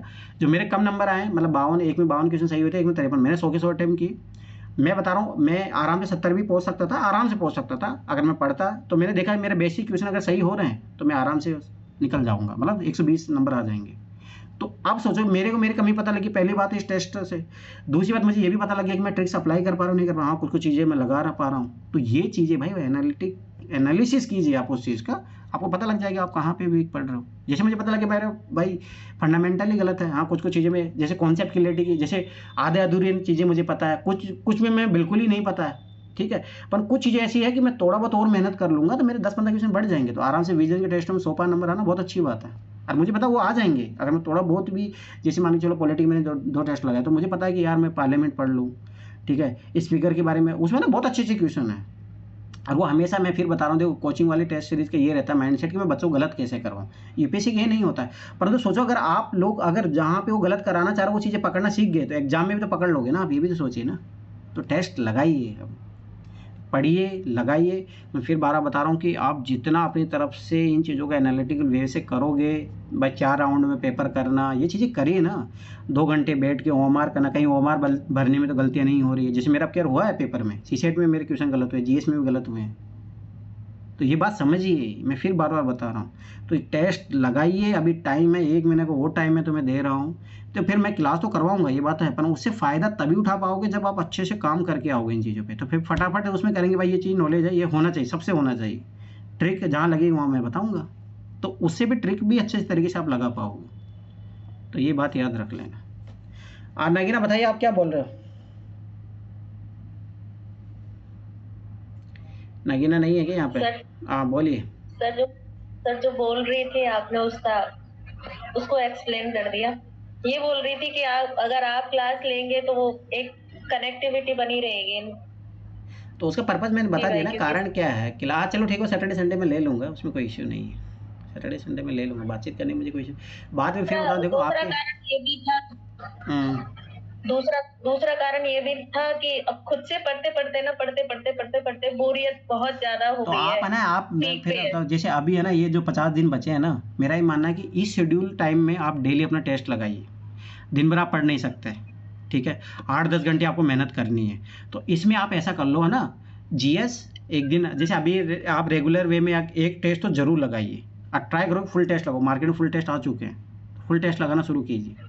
एनालिसिस करो अपना, कौन सा पार्ट अपना कम रहे। फिर जैसे मान के चलो, जिसने विजय सेक्शनल टेस्ट लगा ले, वो तो फुल टेस्ट लगाओ भाई। अब यूपीएससी के लगाओ, ठीक है, इधर कोचिंग वालों के लगाओ, डेली लगाइए आप। जीएस सेट लगाइए, जो जितना लेवल पे रीच करेगा। मान लो जिन्होंने जैसे मैं हूँ, अभी मैंने सेक्शनल टेस्ट नहीं लगाया, अब मैं फुल टेस्ट कहाँ से लगा लूँगा भाई, कोई मतलब ही नहीं है ना। तो मैं पहले भाई सेक्शनल, जिन्होंने नहीं लगाया वो सेक्शनल टेस्ट खत्म कीजिए, एक दिन में 2 सेक्शनल टेस्ट लगाइए। तो ये काम है ना, जिनको करना पड़ेगा ना काम। जिन्होंने मान के चलो कि लगा ले, सेक्शन में लगा, तो फुल लगाइए। फुल में अगर कोचिंग को टेस्ट खत्म हो गए तो पीवाईक्यू लगाइए। पीवाईक्यू खत्म हो गए, सीडीएस एनडीए सीएपी वाले क्वेश्चन वो लगाओ भाई, लगाओ, क्वेश्चन सोल्व करो ज़्यादा से ज़्यादा। जितने एबिलिटी है ना, कॉन्सेप्ट आपके रिवाइज होते जाएंगे, फिर आपको वीक एरिया पता चलते जाते हैं। ये बात याद रखना, उसके फायदे हैं। पर हाँ, मैं फिर बता रहा हूँ, जो दिन भर पढ़ रहा हूँ वो पॉसिबल ही नहीं है, वो हो ही नहीं पाएगा। तो टेस्ट लगाइए आप बीच बीच में, तभी वो काम बनेगा। ये बात याद रख लेना। आप बोलो नगीना, बोलिए। हो गया सर मेरा टेस्ट, तो मैंने आज से शुरू कर दिया। हाँ करिए, टेस्ट लगाइए। मुझे एक चीज कहनी थी सर ये मैंने एक चीज ऑब्जर्व करी टेस्ट लगाने में। जैसे चेंज के लिए मैंने क्या किया था, विजन और इसके तो मैं लगा ही रहा था, आपको अपडेट दे रहा हूँ सर। मैंने थोड़ा चेंज करने के लिए ये मैंने आपको 3 ध्यान है, आपको 3 पेपर भेजे थे। एक शायद जियो साइंटिस्ट का था, एक सीडीएस का था, और एक और किसी का था, सीएपीएफ का था। सर ये तीनों मैंने लगाए, फुल टेस्ट। इनके आंसर की नहीं थी, जितने मेरे को आंसर मैंने चेक कर पाया, मैंने उस हिसाब से एनालिसिस किया। सर इसमें मुझे ये मालूम पड़ा कि ये यूपीएससी कंडक्ट कराता है, पर थोड़ा लेवल अच्छा आता है इनका प्रीलिम से। तो वो अगर मेरे जो क्वेश्चन, जो ऐसे क्वेश्चन है जो यूपीएससी में भी आते हैं या पीवाईक्यू में भी दिखते हैं, और जो इन पेपरों में भी दिखे मुझे, तो जैसे एनवायरनमेंट के कुछ क्वेश्चन थे, या साइंस एंड टेक के कुछ क्वेश्चन थे, हिस्ट्री के भी बेसिक जो ऑप्शनल, हिस्ट्री ऑप्शनल के भी कुछ क्वेश्चन थे। सर ये क्वेश्चन से मुझे मालूम चला कि मेरे जो मैंने स्टैटिक पे काम किया है, तो उसमें मेरे स्ट्रॉन्ग एरिया कौन से हैं और वीक एरिया कौन से हैं, ये अपने आप निकल के आ गया उसमें से। हाँ तो अच्छी बात है ना। एक टेस्ट लगाने से ही मतलब। परंतु मैं मुझे ना एक बात ये भी याद रखना ना, कि बहुत बार अपना जो दायरा बढ़ा मत लेना, वो सही नहीं होगा। ये बात याद रखना, अपने को यूपीएससी पीवाईक्यू के अकॉर्डिंग, उसके थीम के अकॉर्डिंग ही रहना, ये बात भी याद रख लेना। क्योंकि जब आप सीडीएस एनडीए के देखोगे, जो उस दिन याद करो तुम, जो सीएपीएफ वाला पेपर लगाए थे ना, उसमें याद करो आखिरी 50 क्वेश्चन जो है उसमें उससे रिलेटेड थे सीएपीएफ के। तो वो उन क्वेश्चन को अपने लिए कोई मतलब नहीं ना, ये भी याद रखना। वो तो है ही ना, वो जो मैच नहीं करा, रिपीटेड थीम्स मेरे पास लिखी भी रखी है और मैंने नोट्स भी बना रखे हैं। तो जो रिपीटेड थीम से मैच नहीं करता वो मैं खुद ही छोड़ देता हूँ। बस ये बात भी याद रखना, अपना दायरा पता होना चाहिए, ठीक है। तो ये बात याद रखना। और दूसरी बात मैं फिर बार बार बता रहा हूँ, टाइम अभी भी, जिसको ऐसा लग रहा है कि मतलब कल से मेरे पास कुछ बच्चों के मैसेज आ रहे हैं कि, तो मैंने देखा, मैं पहले बता रहा हूँ, देखो सिंपल से मुझे इस एग्जाम का इतना एक्सपीरियंस है, तो 8-10 सालों से मैं दे रहा हूँ तो भाई मैंने इस एग्ज़ाम को अच्छा खासा समझा है, मतलब मैं एक बात बता रहा हूँ। और मैंने यूपीएससी के अलावा ज़िंदगी में कभी एग्ज़ाम दिए भी नहीं, मतलब दिया है तो एक आध दो एग्ज़ाम आरएस के दिए हैं। तो इस एग्ज़ाम की मुझे अच्छी खासी समझ है। जिसको ये लग रहा है कि 50 दिन मेरे लिए इनफ नहीं है, तो ये गलत है। अगर आप 1-2 सालों से मेहनत कर रहे हो तो 50 दिन मोर देन इनफ होते हैं, ठीक है, पहली बात। दूसरी बात, हाँ ये याद रखना कि सीसेट में आपका कितना काम किया हुआ है या आपका सीसेट कितना मजबूत है, कम है। सीसेट में मेरे मानना है कि अगर मान के चलो कि अभी भी कर सकते हो, एफर्ट करोगे भाई, वही है कि 1-2 घंटा एक्स्ट्रा पढ़ना पड़ेगा, पर करना पड़ेगा। दूसरी बात ये चीज़ याद रखना कि सीसेट डेली करो। मैं फिर बता रहा हूँ, कट ऑफ कम जाएगी तो सीसेट के कारण ही जाएगी कम, तो आपका सीसेट क्वालिफाई होना चाहिए, ये तो हर कंडीशन में क्वालिफाई होना चाहिए। तो पहली बात, सीसेट जो है अपना इस लेवल पे तैयार कर लो कि सीसेट तो कैसा भी यूपीएससी दे दे। तो उसके लिए रामबाण इलाज यही है कि भाई सबसे पहले है ना, जिसको जैसा है लगे, जैसे मान के चलो मैं ऐसा हो कि मैं तीनों कंफर्ट हूँ कि हाँ मैं पैसेज में कुछ क्वेश्चन सही कर लेता हूँ, रीजनिंग मैथ में कर लेता हूँ, तो मेरा ये है। पर कुछ लोगों का ऐसा है कि जिनका मैथ खराब है, मान के चलो, ठीक है, तो वो रीजनिंग में से 10-15 क्वेश्चन निकालिए, पैसेज को फिर वो अच्छे से कमांड कीजिए। मैथ में से कुछ ईजी वाले टॉपिक जो मैंने करवा दिए हैं, नंबर सिस्टम ये सब सारी HCF LCM एवरेज ये वाले करवा दिए मैंने, वो क्वेश्चन अच्छे से कर लो। तो मतलब मेरा कहने का मतलब है कि सबसे पहले जो कमांड है ना अपनी, जो सीसेट पे ये सोचो कि आपका वीक एरिया क्या है और जो आपका स्ट्रॉन्ग एरिया है ना उसको अच्छा करो। जैसे मान के चलो पैसेज जिनका अच्छा है, जिनको अच्छा लगता है पैसेज करना, या मान के चलो मैथ जिनको नहीं आ रहा है, तो भाई आप पैसेज पे इतना कमांड कीजिए कि 25 या 23-24 क्वेश्चन आप सही कर लो, इतना कमांड करना है। परंतु ये भी बात याद रखना, माने इसका मतलब ये नहीं कि फिर आप रीजनिंग मैथ पे बिल्कुल ही ध्यान नहीं दे रहे हो, ये भी गलत है। आपको रीजनिंग में जैसे मान के चलो 15 टॉपिक है रीजनिंग के, तो उसमें 10 टॉपिक ऐसे जो इजी वाले छाट लो। जैसे मैं खुद बता रहा हूँ, कुछ है ना, कुछ टॉपिक ऐसे हैं जो भाई मेरे से भी नहीं बनते, मैं साफ बता रहा हूँ, तो उन टॉपिक में मत करो भाई काम। रीजनिंग में भी है ना कुछ टॉपिक हैं जो बहुत टफ आते हैं, मैं पहले बता रहा हूँ, उनके क्वेश्चन बहुत टफ भी आते हैं आप उठा के देख लो, पिछले 23, 24, 25 में बहुत टफ भी आया है उनसे, अब की बार भी आया था। तो उन क्वेश्चनों को भाई रहने दो, क्या ही जरूरत है, मत करना। अभी जो टाइम है ना, अभी 50 दिन उन्हीं के लिए इनफ है जो सिलेक्टेड पड़ेगा, कि भाई अपनी मुझे वीकनेस पता होनी चाहिए, मुझे मेरा स्ट्रॉन्ग पॉइंट क्या है वो पता, जो उसी अकॉर्डिंग काम करेगा ना एकदम फोकस होके, उसी का ही एग्जाम निकलेगा। और जो सोच रहा है कि मैं सब कुछ कर लूँगा, सब रायता फैला लूँगा, तो फिर वो नहीं होगा, ये बात भी याद रख लेना। तो आपको पता होना चाहिए आपकी स्ट्रॉन्गनेस क्या है, वीकनेस क्या है, वीकनेस में भी क्या ज़्यादा, जैसे भाई ऐसा नहीं होता कि मैथ सबका ही कमज़ोर है, तो मतलब मान के चलो किसी का भी व्यक्ति हो जो मान मैथ कमज़ोर है, इसका मतलब ये नहीं कि भाई मैथ में आप ये सोचो कि मैं क्या कर सकता हूँ। जैसे मेरा मानना है कि एवरेज के क्वेश्चन भाई कोई भी कर सकता है अगर उसको प्लस माइनस ही आता है, ठीक है। HCF LCM कोई भी कर सकता है, रेशियो कोई भी कर सकता है, परसेंटेज भी अगर थोड़ा बहुत NCERT जिसने 6, 7, 8 क्लास की NCERT पढ़ी वो कर लेगा। नंबर सिस्टम में कुछ क्वेश्चन ऐसे आते हैं बहुत ईजी आते हैं, इकाई नंबर वाले बहुत ईजी आते हैं, 0 नंबर वाले ईजी आते हैं, ठीक है। हाँ कुछ उसके कॉन्सेप्ट जो परमुटेशन कॉम्बिनेशन जो बनाने वाला दे देता है, पॉसिबिलिटी वाले दे देता है, वो मुश्किल पड़ता है, वो मेरे लिए मुश्किल पड़ता है, मैं सब बता रहा हूँ। हाँ पर मैं भी ये है कि मैं मेहनत करूँगा तो हो सकता है मैं कर लूँ, तो हो सकता है उन क्वेश्चन को ट्राई मत करो आप। पर जो क्वेश्चन जो सब कर रहे हैं वो क्वेश्चन तो गलत मत करो ना, जो सब बना रहे हैं भाई, एक्स्ट्रा एडवांटेज मत लो ना आप उधर। ऐसे में हर क्वेश्चन मैथ का सोल्व करो आप। मैथ के मान के चलो 35 क्वेश्चन आ रहे हैं तो आप 20 क्वेश्चन बनाओ ना भाई, 15 बना लो, कौन बोल रहा है कि तुम 30 बनाओ। रीजनिंग के भाई 20 क्वेश्चन आ रहे हैं तो आप 10 बनाइए ना, 25 क्वेश्चन ये हो गए। और उधर पैसेज में भाई आप करिए, उधर मेरी क्लास से मैं फिर बार बता रहा हूँ, देखो पिछले साल एक यंग लड़का था, सोचो उसने पहला अटेम्प्ट दिया था, वो आखिरी के दिनों मेरी क्लास ही देख के गया था, उसके बहुत अच्छे नंबर आए। जो पिछले 3-4 सालों से मेहनत कर रहे हैं उनसे ज़्यादा नंबर आए, मेरे से ज़्यादा नंबर आए हैं। तो ये ओनली वो आखिरी के 10-15 दिन में मेरी क्लास ही देख के गया था, सही बता रहा हूँ, ओनली मेरी क्लास देख के गया था वो। तो मैं फिर बार बता रहा हूँ भाई, देखो फ़ायदा उठाने वाले तो उठा रहे हैं मेरी क्लास से, अब नहीं उठा पा रहे वो आपकी कमी है। मेरी क्लास से, पैसेज की क्लास करने से लोगों जीवन में जिनका 6 अटेम्प्ट खत्म हो गया, सीसेट नहीं निकला था, उनका सीसेट निकला है। तो भाई वो डिपेंड करता है कौन मेरी क्लास को किस तरीके से ले रहा है। पढ़ा तो मैं सबको एक ही रहा हूँ ना, ऐसा तो है नहीं कि मैं किसी को अलग पढ़ा रहा हूँ। जिनके 25+ जो है पैसे सही हुए मेरी क्लास देख के, ये हकीकत है। अब भाई किसी के मैं देख रहा हूँ कि 10 क्वेश्चन ही सही नहीं हो रहे पैसेज में, तो मेरी गड़बड़ी नहीं है, वो आपकी तरफ से कितना एफर्ट किया गया उस चीज़ को सही करने के लिए, ये बात याद रखना। हाँ सर, मेरे भी आपकी वजह से सही हुए। तो वही तो सोचना, जैसे ये काजल है, इसके 2024 में 8-10 नंबर थे, आपकी बार 62.5 नंबर, 50-60 नंबर बढ़ना है एक दिन का तो नहीं हो सकता है पॉसिबल। तो वही बोला कि भाई कोई क्लास को किस तरीके से ले रहा है मेरी क्लासेस को, जो जितना सीरियस लोग जो उसमें काम बता रहा हूँ वो करेगा, उसके नंबर बढ़ेंगे, क्यों नहीं होगा। अरे भाई सीधा सा एग्जाम्पल है, वो बंदा जो DSP बना है, तुम विश्वास नहीं करोगे, मुझे याद अच्छे तरीके से, मतलब क्या हुआ था कि जब रिजल्ट आया ना UPPCS का, तो उसने मेरे को भेजा कि सर मैं, मतलब वो क्या मेरे से पहले से जुड़ा हुआ था ऐसे, मतलब नॉर्मल ऐसे स्टूडेंट के लिए, ऐसे पेड बैच का स्टूडेंट नहीं था वो। तो उसने बोला कि सर मैं आपसे ही आंसर राइटिंग करूँगा। तो मैं बोला कि ठीक है कोई नहीं। तो मेरा ऐसा था कि मैं थोड़ा बहुत उस टाइम, पिछले साल की तो बात है ये, अब ऐसे तो मैं बहुत लेजीनेस रहता हूँ आदमी। तो मैंने उनको बोला कि ठीक है कोई नहीं, आप आंसर की अपना जो भी है। तो मैंने पहले उनका कुछ सेशन ले लिए थे कि आपको ऐसे ऐसे काम करना है, क्योंकि मेरा थोड़ा बहुत आइडिया था यूपीपीसीएस का। मैंने देखा कि उसके यूपीएससी पीवाईक्यू से पूछता है। तो मैंने एक फ्रेमिंग कर दिया था कि इस तरीके से आपको पहले यूपीएससी की पीवाईक्यू लिख के चेक करवाने हैं मेरे से। तो उन्होंने लगभग मेरे जो क्लासेज भी पढ़ी है, मैंने उनके लगभग 25-30 दिन उनकी क्लासेज कॉपियाँ भी चेक की उनकी।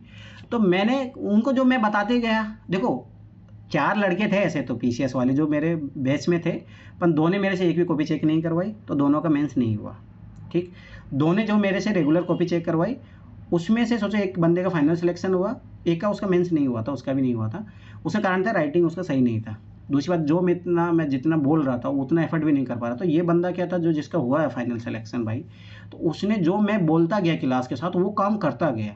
वो अपनी तरफ से भी, जैसे कभी मान के चलो मैंने क्लास कॉपी चेक नहीं की तो आगे से फिर भी लिख के भेज रहा है। मतलब उसने अपनी तरफ से कोई कमी नहीं की, और देखो उसका फाइनल सिलेक्शन हुआ। तो मतलब मुझे, आप विश्वास नहीं करोगे, उस दिन जब मैं मतलब ऐसे मूवी देख ही रहा था, तो मैं मेरे क्या नोटिफिकेशन में ऑन करके रखता हूँ, तो मैं देखा कि रिजल्ट आया। तो फिर अब ऐसा था कि मुझे, देखो जब मोनिका का 3 बार रिजल्ट नहीं हुआ तो मुझे अब उम्मीद बहुत ख़त्म हो गई थी। मुझे लगता है कि यार मैं बहुत वो ऐसा हूँ, बोलते हैं ना कि बैड एनर्जी है मेरे अंदर, इसीलिए लोगों का सिलेक्शन है। मतलब मोनिका मैं कभी जीवन में नहीं सोचा था कि भाई उसका सिलेक्शन नहीं है। हाँ, मनहूस। तो मुझे यार लगा कि यार, फिर मैं देखा उसका रोल नंबर, मेरा क्या उसका डेफ है पड़ा हुआ था। इंटरव्यू के लिए भी वो बोला था सर मेरा इंटरव्यू करवा देना, पर उसका ऐसा था 4 या 5 दिन का टाइम मिला था उसको, ज़्यादा टाइम नहीं मिला था, तो वो नहीं दे पाया था मौके इंटरव्यू। तो फिर मैं उसका रिजल्ट देखा, मैं नाम देखा उसका, पहले रोल नंबर देखा, मैंने सर्च किया, हो गया उसका सिलेक्शन। अब मुझे विश्वास नहीं हुआ पहले, फिर मैं दोबारा चेक किया, फिर मैंने उसको भेजा। तो फिर मैंने जब कॉल किया उसको तो बिजी आ रहा था, फिर फट से उसके 1 मिनट बाद में उसको कॉल आया। तो उसने बोला कि सर आपका बहुत बड़ा योगदान रहा। तो फिर मैंने एक चीज़ नोटिस किया भाई, मेरे खुद की आंखों से आंसू आ गए थे भाई, क्योंकि आप नहीं समझोगे कि भाई आपका सफलता में भाई मेरी भी सफलता है। ये बात आप समझिए, मैंने भी उसको यही लाइन बोली कि आप सफल नहीं हो, मैं भी सफल हो गया हूँ।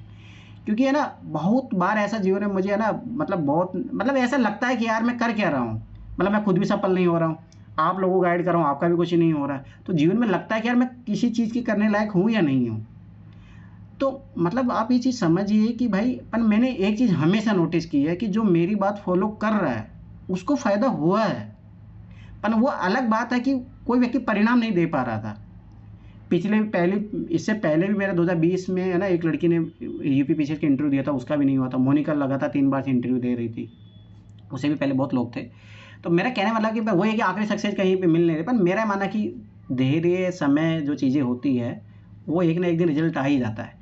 तो वही मैं बता रहा हूँ कि अभी जो आप लोगों के साथ है ना, तो ये चीज़ें ऐसी है कि आप लोगों का रिजल्ट, जिसको लग रहा है कि मेरे से फ़ायदा हो रहा है तो वो समझ बात वो टिके रहेगा, उसको लग रहा है कि इंप्रूवमेंट हो रहा है। जिसको नहीं लगा रहेगा तो वो समझ बात टिकेगा भी नहीं यहाँ पे। तो मेरा कहने का मतलब यही है सिंपल सा, कि अगर आप जो मैं बातें बोल रहा हूँ अगर वो फॉलो करते हो तो इतना मैं, अब तो मैं श्योर हूँ, अब तो मैं दावे के साथ बोल सकता हूँ कि मैं गलत गाइड नहीं कर रहा आप लोगों को। गलती आप लोगों की साइड से हो रही है।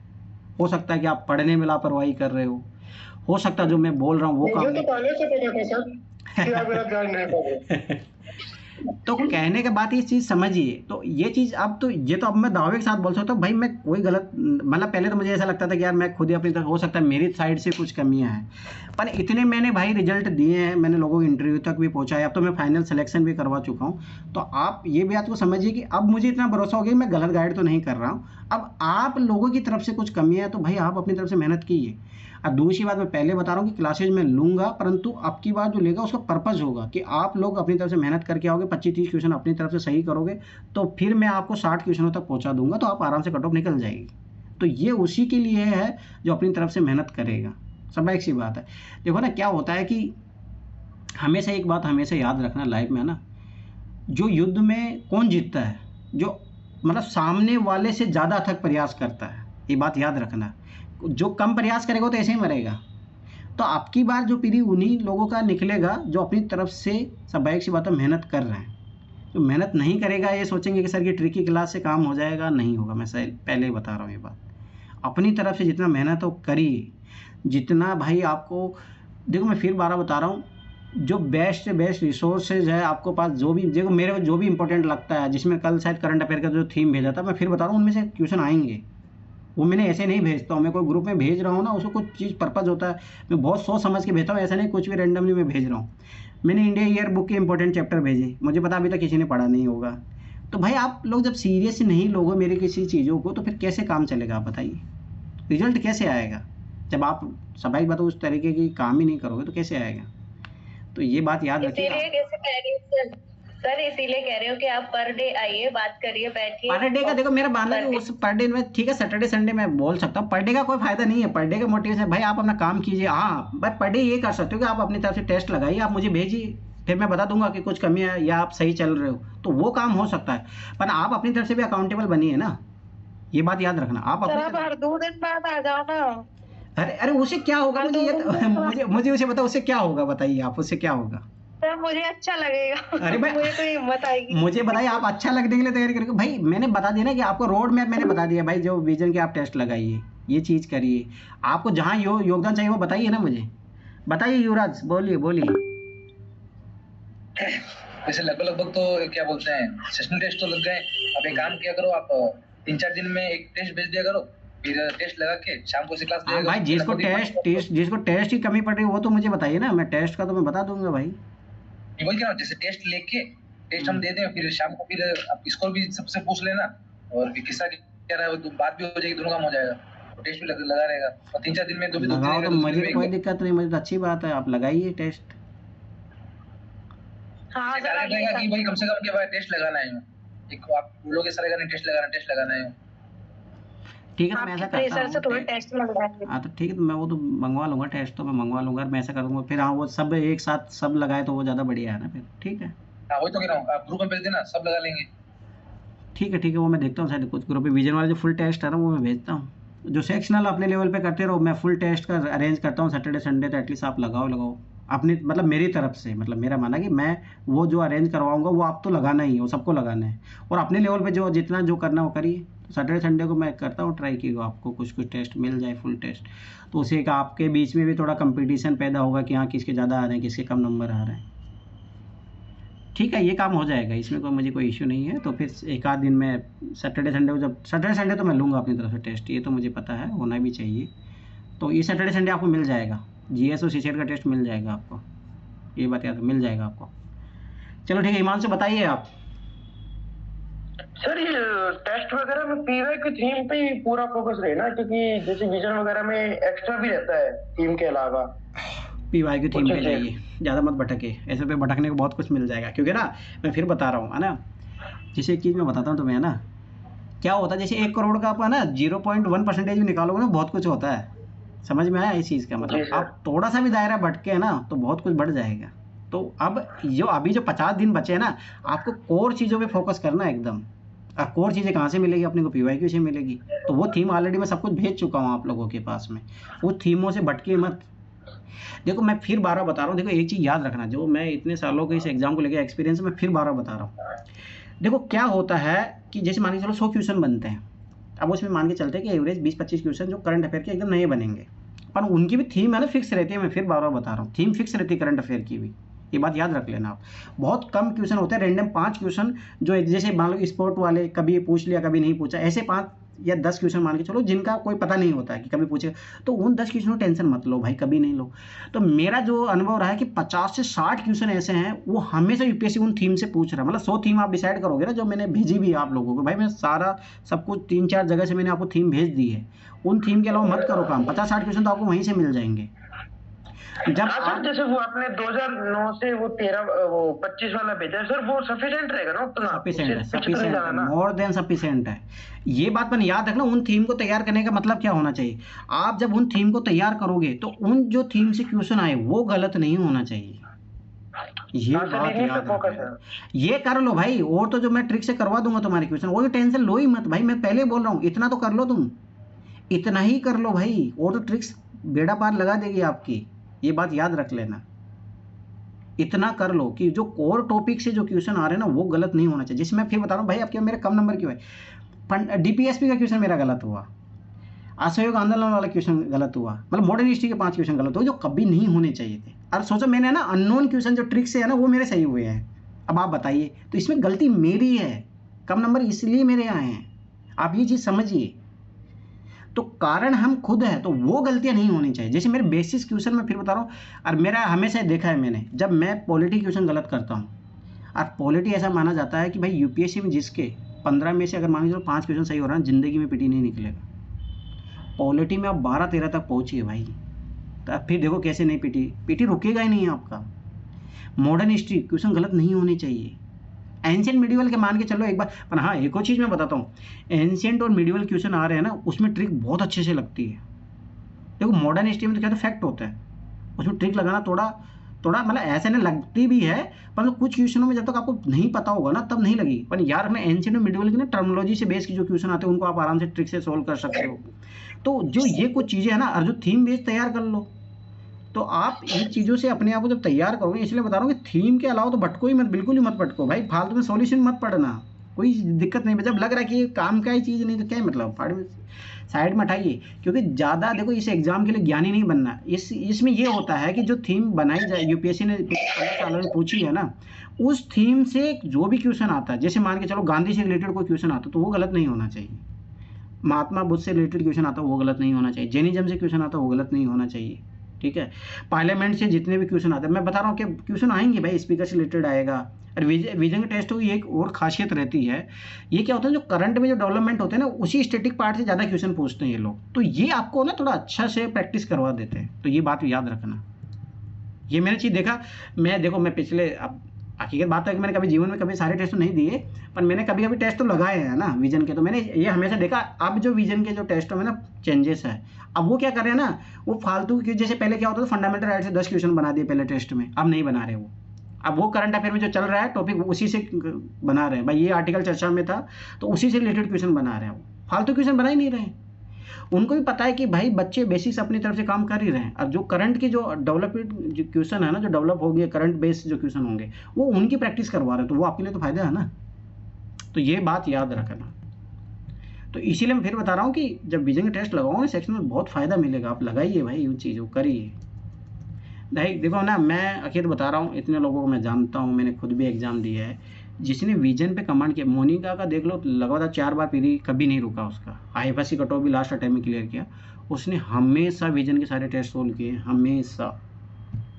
हमेशा एक भी अटेम्प्ट ऐसा नहीं है जब उसने विजन के टेस्ट सोल्व लगाना नहीं किया हो, चाहे कोई सा भी अटेम्प्ट, उसने सारे विजन। तभी देखो पीटी का क्या हो गया, अभी किसमें हुआ, अभी मोनिका किसी में नहीं हुआ है, फाइनल सिलेक्शन नहीं हुआ उनका।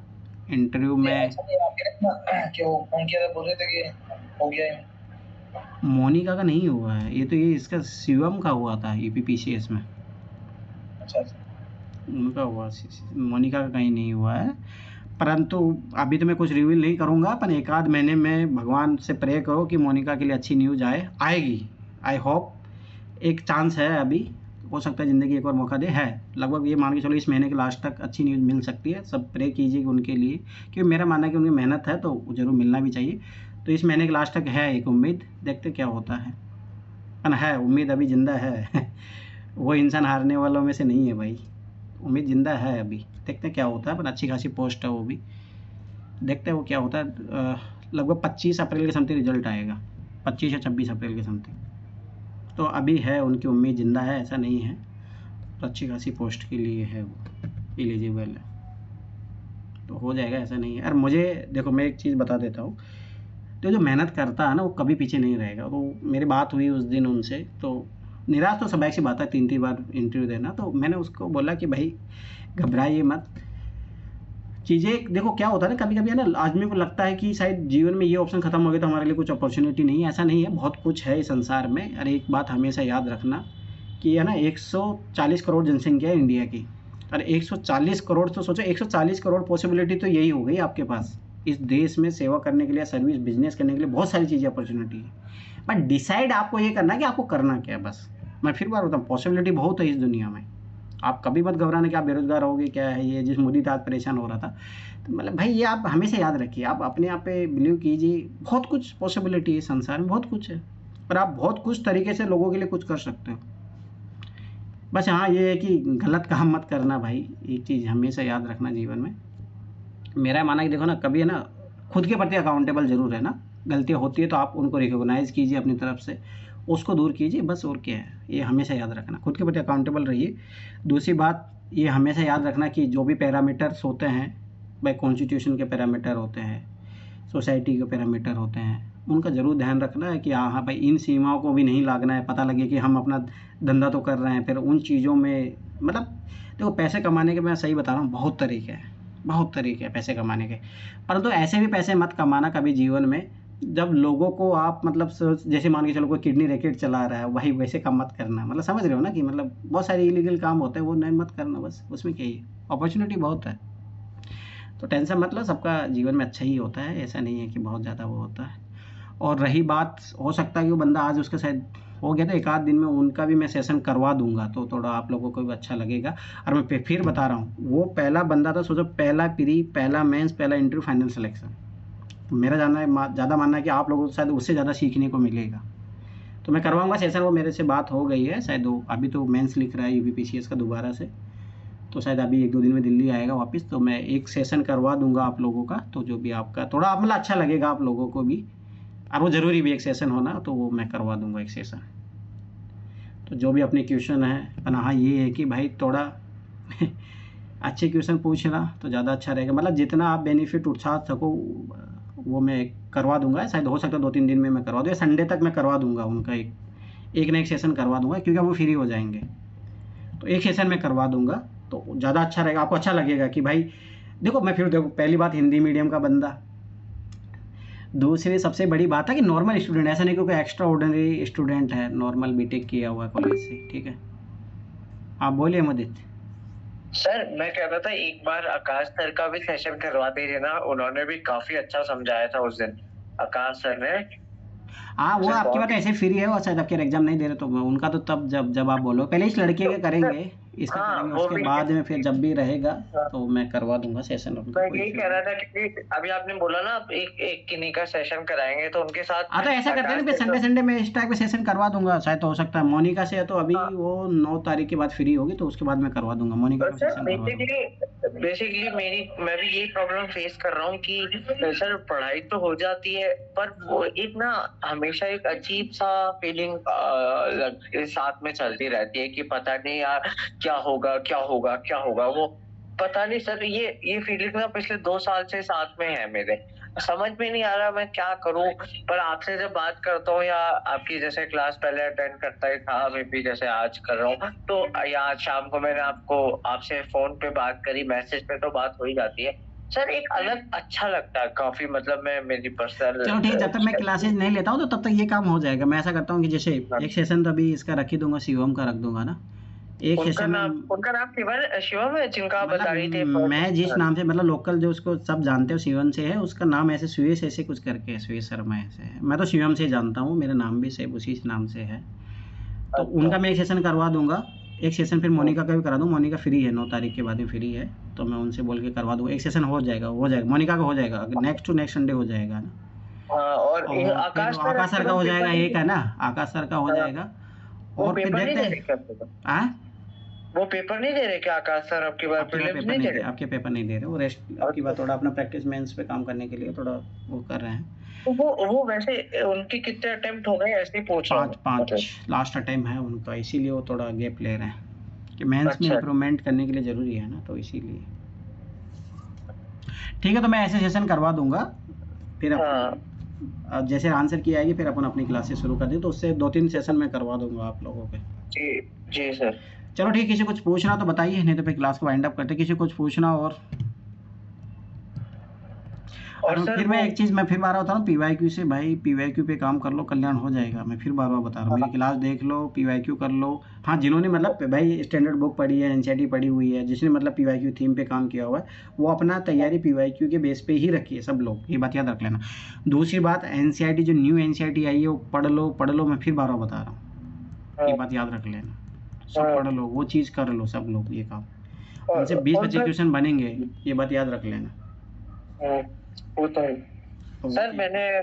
हाँ सर, मैंने आपको अभी क्लास के बाद ना एक भेजा है, लिंक भेजा है, वो सर मैंने क्विज बनवाया है, एक बार आप देख लीजिएगा, है ना, थोड़ा सा। अरे देखो तुम है ना बहुत ज़्यादा वाइड करते जा रहे हो, इतना भी मत करो भाई, आप अपने आप को सीमित रखिए। आप ऐसा नहीं कि बहुत कुछ करने के चक्करों में ज़्यादा अपने आप को विस्तार नहीं, मत दीजिए, अपने आप को लिमिटेड रखिए।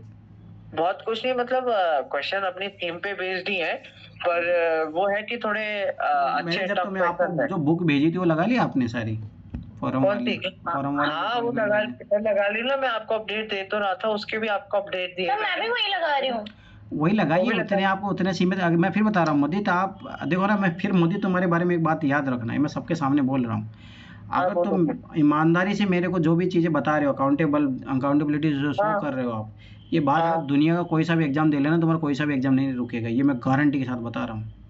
अरे सर आप तो गारंटी दे रहे हो सर, आप तो गारंटी दे रहे हो, और मैं भी ये मानने को तैयार हूँ, पर सर वही ना, मैं आपको कह रहा था शाम को भी, वो पास्ट एक्सपीरियंस है ना, एक इसी सेम फील्ड में पास्ट एक्सपीरियंस जो है थोड़ा ना, ध्यान रख लेना, सीसेट पे काम करो, तुम सीसेट पे काम नहीं करते, उसमें लापरवाही करते हो।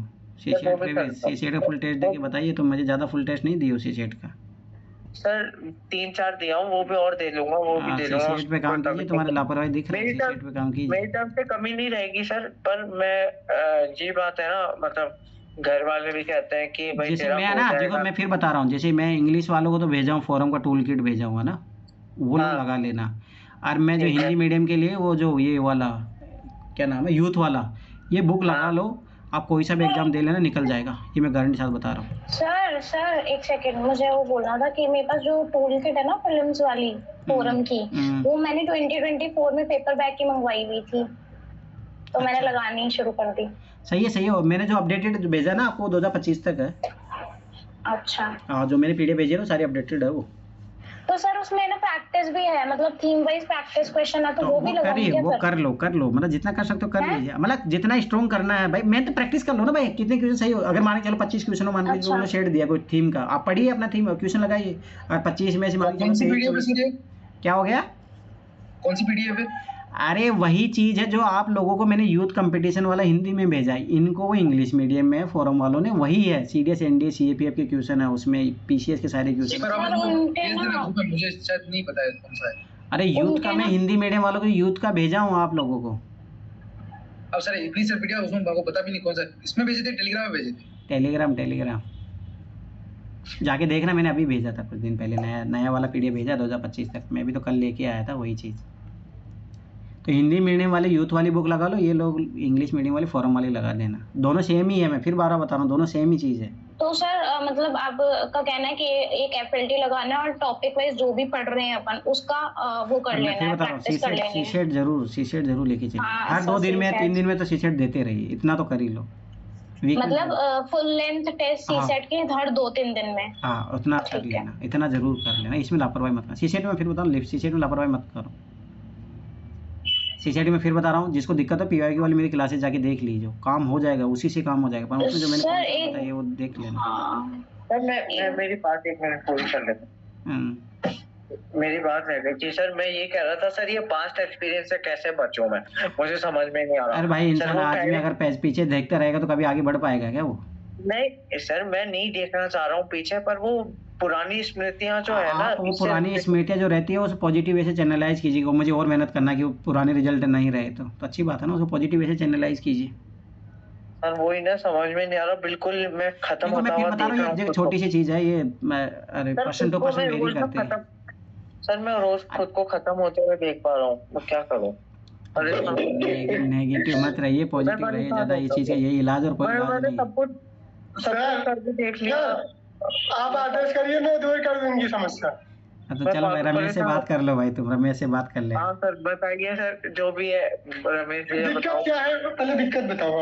रमेश भैया ये दिक्कत है, देखिए मेरा ये तीसरा अटेम्प्ट रहेगा, और मेरे को जैसे सब सर सामने बैठे हैं, मैं कुछ झूठ वैसे भी नहीं बोलता, और आप भी कुछ झूठ नहीं बोलूंगा कि देखिए मेरे को वही प्रॉब्लम आ रही है कि मुझे लग रहा है मेरे साथ जो पहले 2 अटेम्प्ट में हुआ, ये नहीं हो जाए, ये लग रहा है, बस यही लग रहा है, और कोई समस्या नहीं है। और ये सब, और ऐसे तो क्या सर भी कहते रहते हैं कुछ समस्याएं सर को मालूम है, वो मैं सबके सामने नहीं बताऊंगा, मैं भाई अकेले मैं में फिर बार बार बता रहा हूँ, तुम्हारी समस्या का यही समाधान है, अपने आप को जो नेगेटिव थॉट्स आते हैं, मैं फिर बार बार बता रहा हूँ ना, तुम लोगों में किसी ने तो मेरे साथ डिस्कस किया था। देखो मैं फिर एक चीज़ में तुम लोगों को बताता हूँ ना, जैसे मैं देखो मैं फिर बता रहा हूँ, मैं देखो इतने 10 सालों मेरे बहुत सारे स्टूडेंट से भी बात हुई है मेरी, तो मैंने हर तरीके की प्रॉब्लम को देखा है लोगों के बीच में, है ना। तो जो मुझे तुम्हारी जो समस्या है वो ऐसा नहीं, बहुत बार है ना इंसान को ऐसा लगता है कि हमारे साथ ही दिक्कत। हाँ नगीना कहाँ गई, नगीना भाग गई क्या? नगीना, तो नगीना ऐसे बोले थे कि मतलब कि सर विश्वास नहीं हो रहा कि मैंने मेहनत की है परंतु जैसे लगता है मैंने कुछ पढ़ा ही नहीं, ये मतलब इस टाइप की चीज़ें होती है। और हकीकत बात याद रखना, जो यूपीएससी आपकी बार टॉप करेगा ना उसके साथ में भी ये दिक्कत होगी, तो आप अपने आप को स्पेशलाइजेशन मत कीजिए कि मेरे साथ ये दिक्कत हो रही है, सबके साथ ये सेम दिक्कत है।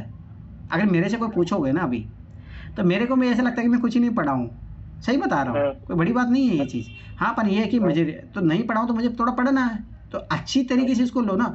अब मैं इसको डिप्रेशन में ले लूँ यार मैंने कुछ पढ़ा नहीं, मुझे कुछ आता ही नहीं है, और हो सकता है मुझे सब कुछ आता हो, मैं फिर बार बार बता रहा हूँ, परंतु जब मैं अपने आप को कैसे ले रहा हूँ, अगर मैं नहीं पढ़ा, ऐसा लग रहा है कि मैंने नहीं पढ़ा है या मान के चलो मेरा बैक रिजल्ट वही आने वाला, तो भाई आप पढ़िए ना, मेहनत कीजिए ना, उसको नेगेटिव क्यों ले रहे हो आप? सर ओवर थिंकिंग कर रहे हैं। हाँ तो बस वही बात है, और क्या। अब रमेश भी आप बताओ। देखो यार, एक होता है ना, गीता में कहा गया है, दुखे सुखे समय कृतो लाभ लाभ जय जय, अर्थात जो दुख और सुख, जय और पराजय में ना आपको समान भाव रखना है। अगर आप जैसे कहीं सफल हो रहे हैं ना, तो ज्यादा बहुत एक्साइटमेंट भी नहीं लाना है कि मैं कर लिया, मेरे जैसा कोई नहीं है। आवाज कट रही है। हेलो, जैसे आप कभी जब असफल हो ना, कभी अपने आप को कभी नहीं करते सोचना चाहिए कि मेरी कहानी खत्म है। ऐसा कभी नहीं होता कि आप कि कुछ अच्छा नहीं कर सकते, कितनी भी खराब सिचुएशन हो, पहली चीज। और दूसरी चीज, अगर आप कुछ अचीव कर भी ले रहे हैं तो ऐसा भी नहीं आपको समझना है कि अब मेरे बराबरी का कोई नहीं है। जैसे आप डर रहे हो कि मेरा क्या होगा ना, तो डर बहुत स्वाभाविक है। अगर आपको जैसे जिसमें पता हो कि मैं एक कर जाऊंगा, तो युद्ध आप लड़ने से क्या ही मतलब है। आप यूपीएससी क्यों दे रहे हो? क्योंकि मैक्सिमम को इसीलिए लगता है ना कि मेरा नहीं होगा, और जो हो जाता है अपने आप को सूरमा समझता है। तो आप बड़ा एग्जाम टारगेट कर रहे हैं, तो आपको धैर्य रखना पड़ेगा। अगर तो आप वही एसएससी देख लीजिए, पुलिस देख लीजिए, उसमें आपको कॉन्फिडेंस रहेगा कि यार अभी बैठूंगा, बल्कि उसमें कॉन्फिडेंस नहीं है।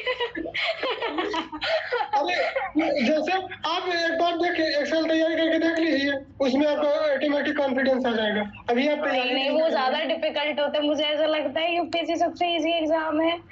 आप अभी तैयारी नहीं की है ना, इसलिए बोल रही हैं शायद मैं। अरे देखो मैं फिर बार बार बता रहा हूँ, एक चीज याद रखना, ये हर चीज हर इंसान पे वेरी करेगी, आप एक समानता से मत लीजिए। एक चीज और बताऊं रमेश भी, एक चीज और बताऊं आपको। देखिए मैंने ना यूपीएससी की तैयारी 2022 में शुरू कर रही थी। मैं जब कॉलेज फाइनल ईयर में था, मैं कोचिंग भी जाता था और कॉलेज फाइनल ईयर भी अटेंड करता था। तो 2022 से आज 2026 है, तो इन सालों में मैंने 2024 में जब मैं कोचिंग कर ही रहा था, मेरी कोचिंग एक्चुअली 2025 तक की थी, तो 2024 में तो दिया पहला अटेम्प्ट। उसके बाद मैंने क्या किया कि थोड़ा सर से भी जब बातचीत ऐसे नहीं थी जैसे अभी है, पर हाँ ये है कि मैसेज के थ्रू बात हो जाती थी कभी कभी। तो मैंने सर को भी ये चीज की थी कि सर मैं अभी यूपीएससी थोड़ा होल्ड करके आरएएस देना चाहता हूँ। तो सर आरएएस मैंने रमेश भैया दिया। उसके बाद आरएएस में अभी ये जो लेटेस्ट वाला जो था ना आरएएस, वो दिया मैंने। तो उसमें मैं सिर्फ 2 नंबर से रह गया, तो मुझे जब समझ में आया कि यूपीएससी की सिर्फ तैयारी करने मात्र से मैं आरएएस निकाल सकता हूँ, तो यूपीएससी क्यों नहीं निकाल सकता। एक चीज तो वो आती है दिमाग में, और एक चीज ये आती है जो आप बता रही थी। तो देखो मुझे, आप 2022 से तैयारी कर रहे हो या 2025 से, मैटर ये करता है, पहले अच्छे से सुनो। मैटर ये करता है कि आप कितना टाइम दे रहे हो और कितनी रिलीजियस तरीके से मतलब पढ़ रहे हो। कितना, जैसे एक होता है ना स्पीड का मैटर होता है, सारी चीजें ना स्पीड पे डिपेंड करती हैं। जैसे कोई 10 किलोमीटर प्रति घंटे से चल रहा है और कोई 50 किलोमीटर प्रति घंटे से चल रहा है, तो जो 5 घंटे में दूरी तय करेगा, 10 किलोमीटर वाला 5 घंटे 85 किलोमीटर तय करेगा, और 50 किलोमीटर वाला 1 घंटे में तैयार कर लेगा। दूरी। वैसे सेम तैयारी के दौरान भी होता है। जब आप अच्छे से तैयारी करोगे 1 साल में भी बीट कर लोगे। अगर नहीं तैयारी करोगे, लापरवाही करोगे तो अरे सबसे प्रत्यक्ष एग्जाम्पल ये सामने बैठा है आप लोगों के सामने। कौन से स्पीड में हो आप? मैं तो लग रहा 0.1 दशमलव वाली में चल रहा हूँ। जैसे मैं बता रहा हूँ एग्जाम्पल, मेरे साथ और सर के बैच के एक लोग थे, वो आए थे तैयारी करने। उनको कॉन्फिडेंस था, धैर्य भी था उनके अंदर कि मेरा हो जाएगा, तो मेहनत करते थे। और सिर्फ ग्रेजुएशन के बाद कोई भी एग्जाम नहीं दिए, सिर्फ पीसीएस। उनका पीसीएस हो गया। अब मैं उन्हीं के साथ लगभग आया था, 1 साल पीछे आया था, उन्हीं के मतलब पर्चे से आया था। मुझे लगता था मुझे और कोई फील्ड देखना चाहिए, मैं दूसरे फील्ड में थोड़ा मूव ऑन कर गया। मुझसे 1 हफ्ते पहले बात हुई थी कि मुझे पीजी करना है। मैं तुम्हें रियलिटी बता रहा हूँ। उनको तीसरा चौथा मेंस था उनका, फिर भी रिजल्ट आ गया ना, तहसीलदार बन गए। अब 5 प्रोफेसर के ऊपर अकेले हैं, 5 प्रोफेसर अब उनको पूछेंगे। अब वो लड़का जब पीजी करने जाता ना, तो वही प्रोफेसर क्या कहते, अरे कोई नहीं तैयारी करके आए हो, कोई नहीं पीजी अच्छे से करो।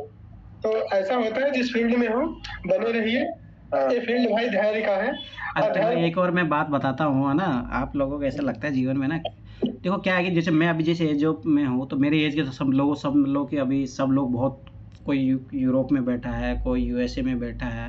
क्योंकि मैं जहाँ से निकला हूँ एनआईटी से, तो लोग अलग अलग पोस्टों पे, कुछ लोग प्रॉपर एसडीएम भी बन चुके हैं, प्रॉपर आईएएस मतलब यूपीएससी में सिलेक्शन ले चुके हैं, कोई ईपीओ का अधिकारी बन चुके, मतलब हर जगह है, मतलब कोई साइंटिस्ट है, कोई हर जगह है।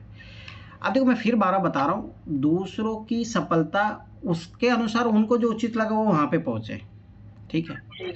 बहुत बार ऐसा होता है कि कुछ लोग है ना मजबूरियों के कारण भी पहुँचते हैं। जैसे मेरे 2 दोस्त हैं वो मजबूरियों के कारण कोई लोको पायलट बन गया, कोई इनकम टैक्स ऑफिसर बन गया। अब मैं फिर बार ध्यान से समझना, वो कैपेबल प्रॉपर आईएएस के लिए थे, परंतु गलती से पहुँच गए, घर की मजबूरियाँ जो भी है, बेरोजगारी का दंश होता है वो झेलना पड़ता है, तो लोग उससे बचने के लिए पहुँच जाते हैं। अभी मेरे जस्ट क्लास लेने से पहले मेरे दोस्त के साथ बात हो रही, जीएसटी इंस्पेक्टर है, ध्यान से समझना। कुछ लोग उसी चीज़ के लिए तरसते हैं, और उस बंदे का ऐसा है कि वो इतना परेशान है, वो आज नौकरी छोड़ दे अगर घर की जिम्मेदारियां ना हो तो। आप ये चीज़ समझिए, इस चीज़ का मतलब ये होता है, जो आप जीवन में वास्तविक रूप से जो पाना चाहते हो, अगर आपने उस चीज़ के लिए प्रयास नहीं किया और जो नहीं पाना चाहते वो मिल गया आपको जीवन में, आप लाइफ टाइम परेशान रहोगे। मेरे लिए है ये लाइन। तो दूसरी बात एक हमेशा याद रखना, कहीं जैसे मैं हूँ ना, जैसे मेरे को ना अगर मैं बेरोजगार भी रह जाऊंगा तो चांसेस पूरे हैं उसके, है ना। मैं एक बात बता रहा हूँ तुम लोगों का ना, पर मुझे हमेशा संतुष्टि रहेगी इस बात की, जो मैं करना चाहता था ना वो मैंने करने का प्रयास किया, चाहे हो सकता मैं सफल नहीं हूँ, मुझे उसमें संतुष्टि होगी।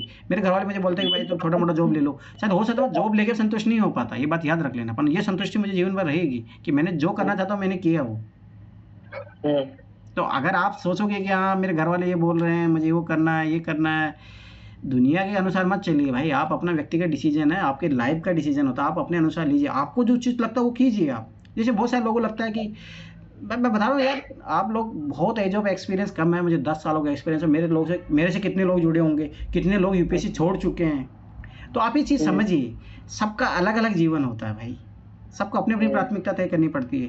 पर हमेशा याद रख लेना, खुश वही है जिसने खुद चाहा कि मुझे क्या करना है, चाहे वो कर पाए या नहीं कर पाए, उसमें कोई दिक्कत नहीं होती है। जैसे मुझे है ना जीवन में अगर मैं आईएएस नहीं भी बन पाया, देखो दुख तो होता है, वही कल बात, पर मैं संतुष्टि होगी कि मैंने जो करना चाहा, घर वालों ने मुझे उस चीज़ के लिए टाइम दिया, और इस चीज़ के लिए मैं हमेशा घर वालों के प्रति कृतज्ञ रहूँगा कि उन्होंने जो मैं करना चाहा आज तक वो मेरे साथ खड़े हैं। तो यार जीवन में मैं कभी भी हो ना उनका वो जो साथ नहीं छोड़ूंगा, ये बात हमेशा है। ये चीज लड़कों के लिए फॉलो हो जाती है, पर ये चीज लड़कियों के लिए फॉलो नहीं हो पाती। अरे ऐसा नहीं है, देखो काजल को घर वाले सपोर्ट कर रहे हैं, तुम्हें सपोर्ट कर, शादी कर दिएगा तुम्हारी। आप ये चीज आप ये क्यों टाइम ज्यादा नहीं मिलेगा ना, उतना टाइम नहीं मिलेगा जितना एक लड़के को मिल सकता है। ये बात तो सही है, ये बात मैं मानता हूँ, पर इसके पीछे बहुत बड़ा रीजन ये भी होता है ना, लड़की अपनी तरफ से एफर्ट भी नहीं करती। दूसरी बात ये भी है सर ना, घर वालों की भी तो जिम्मेदारियां होती हैं, उन्हें भी तो सब अपना अपना रहता है भाई, आप ऐसा मत सोचिए। पर मैं फिर बता रहा हूँ, ये तुम्हें क्या लगता है कि आज मैं यहाँ पे दिल्ली में बैठा हूँ तो मेरे घर वालों की है कि मैंने भी अपनी तरफ से एफर्ट किए हैं। जब उन्होंने साथ छोड़ा तो मैं अपने दम पे भी खड़ा रहा, तब उनको लगा कि चलो ये इंसान यही करना चाहता तो करने दीजिए। तुम्हें क्या लगता है कि हमें ऐसे ही मिलता है कि सहयोग? पुरुष हो या अब मेरे भाई ने ऐसे बोल दिया, तेरे से तू 2 बार तो फेल हो गई है ना, अब तो तीसरी बार देगी, अब फेल हो गई ना तो शादी कर लेना। अब हम नहीं, अब ये आपको डिसाइड करना है, ये आपके भाई नहीं डिसाइड कर सकते। अगर आपको शादी करनी है तो करिए, नहीं करना तो आप अपनी जिम्मेदारी उठाइए, करिए, अपना स्वतंत्र बनिए। परतंत्र क्यों? ऐसे कैसे सर, खुद की जिम्मेदारी नहीं, मतलब अब यही तो बात डिसाइड करनी है ना आपको। तो सर इतने सालों से तो मैं खुद की जिम्मेदारी उठा ही रही हूँ ना, खुद के पढ़ाई का खर्चा मैंने कभी किसी पे नहीं आने दिया। करिए तो अभी खुद के लालन पालन पोषण का खर्चा किसी पे नहीं आने दिया। आखिर में क्या होगा? बगावत ही तो होगी ना, तो बगावत के लिए उतरी, उसमें क्या आजादी ऐसे इसलिए मिली? सर बगावत नहीं करनी चाहिए फैमिली में से, ये गलत बात है। ऐसे तो सोचोगे तो अंग्रेजों से कभी हम बगावत ही नहीं करते, कभी आजादी नहीं मिलती। भाई जो आपको चाहिए, आप अगर वो करना चाहते हो तो करिए ना, फिर उसके लिए जो करना पड़े फिर करना पड़ेगा भाई। मतलब इनका सीधा सा कहना है कि चाहे एटलीस्ट एक जॉब होनी चाहिए तेरे पास जब तू इस घर से जाए। देखो मैं फिर बता रहा हूँ, ये आपकी जो भी मानसिक गुलामी है, ऐसा कुछ ही नहीं होता जीवन में। अगर आप जो कर रहे हैं, देखो आप, मतलब मेरा मानना है कि हमेशा ये चीज़ देखिए, जो सफल इंसान रहे हैं, देखो सफल इंसान में कौन गिनता है? जो विपरीत परिस्थितियों से लड़के बहुत जीवन में आगे पहुंचे। आप उनके जीवन उठा के दीजिए। आपको पता है मेरी फैमिली में आज तक कोई नौकरी नहीं किया, आज तक 7। तो अच्छी बात है ना, आपके पास इतिहास चेंज करने का मौका है, तो आप इस अपॉर्चुनिटी क्यों जाने दे रहे हैं? इन लोगों को ऐसा लगता है कि हाँ ठीक है, तूने मेहनत करके देख ली, पढ़ाई करके देख ली, अब तेरे क्या काम आई वो चीज। तो इनका उस चीज को लेकर पॉइंट ऑफ व्यू अलग है कि तेरे क्या काम आया बता। अब जैसे मैं एडवोकेट बनने वाली हूँ, तो पता क्या बोलते हैं, क्या होते हैं लॉयर? कुछ भी नहीं होते हैं। अब बिजनेस वाले लोग तो ऐसे ही बोलते हैं, मतलब उनको पढ़ाई की वो थोड़ी। देखो मैं फिर बता रहा हूँ, आपको लगना चाहिए भाई आपके लिए जीवन महत्वपूर्ण। यार मेरे ये समझ में नहीं आता ना, जैसे मुझे ना, जैसे मैं बीटेक करके आया, मैं आईआईटी के एग्ज़ाम क्वालिफाई किया, जेईई मेंस उस टाइम है ना, मैं एनआईटी से बीटेक करके आया। मेरे घर वाले मेरे को ये बोलते तो बीटेक करके क्या भाई, आप ये नहीं समझते हो सकता है जीवन में है ना कुछ चीज़ों का प्रत्यक्ष योगदान ना हो, परंतु अप्रत्यक्ष तौर पे बहुत योगदान होता है। आप ये चीज़ों का अभी एहसास नहीं होगा जीवन में, जब आप यूपीएससी तैयारी से निकलोगे ना, जब ये समाज को देखोगे। जैसे भाई जैसे आप ये चीज़ समझते क्यों नहीं हो? आज बहुत सारे आप समाज की सामाजिक समस्याएं समझते हो, आर्थिक समस्याएं समझते हो, भौगोलिक समस्याएं समझते हो, तो कहीं ना कहीं जीवन में आप बहुत अच्छा डिसीजन लेने लायक बनोगे। और आप ये मत सोचो कि आप आईएएस बनोगे तभी होगा जीवन में, ऐसा नहीं होता। बहुत सोच तो, जैसे मैं एक चीज़ मैं बताता हूँ ना, जैसे मैं थोड़ा एग्जीक्यूटिव ऑर्डर पे आजकल मैं जाने लगा हूँ, मैं कुछ डिसीजन लेने लगा हूँ, अपने लेवल पे लेने लगा हूँ, तो मैं अपनी गलतियाँ फाइंड आउट करता हूँ। और वो कहाँ से सीखने को मिले, जैसे में रहता है कि अपने मीडियम पाथ फॉलो करना चाहिए, तो मैं हमेशा बैलेंस करने का, फिर मैं जैसे केस स्टडी अपन सोल्व करते हैं तो 4-5 ऑप्शन देखने पड़ते हैं। तो जैसे कल ही मेरे सामने ना कुछ इशू था, मतलब अब मैं समझ नहीं पा रहा था मैं कैसे चीज़ों को मैनेज करूँ, और मुझे वो मैनेज करनी है, मुझे किसी भी हालतों से उस सिचुएशन को मुझे अपने अकॉर्डिंग करना है, क्योंकि मैं थोड़ा बहुत भी अगर इधर उधर हुआ तो मैं सारा चीज़ें कोलैप्स हो जाएगी। अब भाई सबाई सी बात है, मैंने चीज़ों को बैठ के मैंने 4-5 ऑप्शन देखे कि भाई मेरे पास ऑप्शन क्या क्या अवेलेबल है, तो फिर मैंने जो है कि भाई ये सबसे ख़राब है, ये सबसे अच्छा है। तो अब भाई सबसे अच्छा कभी इंप्लीमेंट नहीं होता, ये बात याद रख लेना जीवन में भाई, ये प्रैक्टिकलिटी अपना लो। जो आप सोचो वैसे हो जाए तो दुनिया तो फिर पता नहीं कहाँ से कहाँ पहुँच जाए लोग। तो फिर आप ये सोचो कि मिनिमम जिसमें थ्रेटनेस कम हो या चीज़ें बैलेंस हो सकती है, तो आप उस ऑप्शन को लेके आगे बढ़िए। तो जब आप ना ये चीज़ें एनालिसिस करोगे तो भाई सबाई सी बात है, जीवन में भी अच्छे बनोगे, और कल यूपीएससी मेंस में दोगे ना तो अच्छे नंबर मिलेंगे आपको। तो फॉलो प्रैक्टिकलिटी, आप ये चीज़ों पर ध्यान मत दीजिए। सर एक और फायदा है सर, बहुत अच्छा, बताइए सर।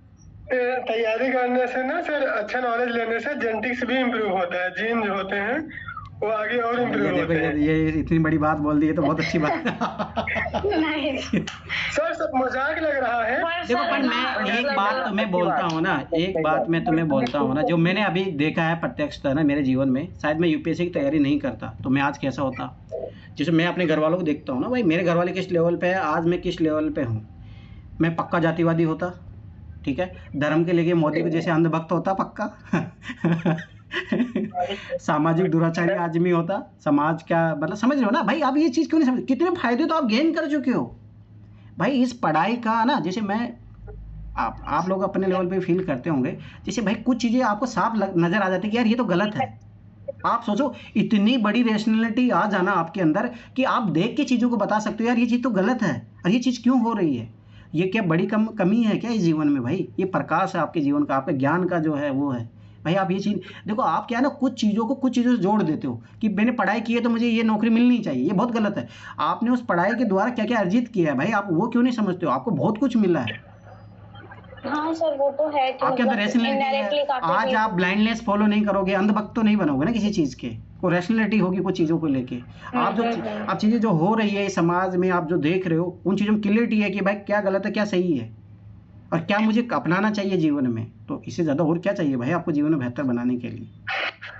दूसरी सर बात, मान अगर के चलो कि मेरा आप आपके जो पेरेंट्स ने आपके प्रति जो गलती है कि आप अपने बच्चों के प्रति नहीं करोगे, सबसे बड़ा योगदान तो यही होगा ना। हाँ हाँ आप ऐसा क्यों सोचते हो भाई, पढ़ाई बहुत काम आती है, बस वही है कि हाँ अपन तो ये भी याद रखना कि आप जब उसके एप्लीकेशन मोड पे नहीं पहुंचोगे तब तक कोई मतलब नहीं है। तो आप एप्लीकेशन मोड पे पहुंचिए, जीवन में आप अपने जीवन में देखिए ना।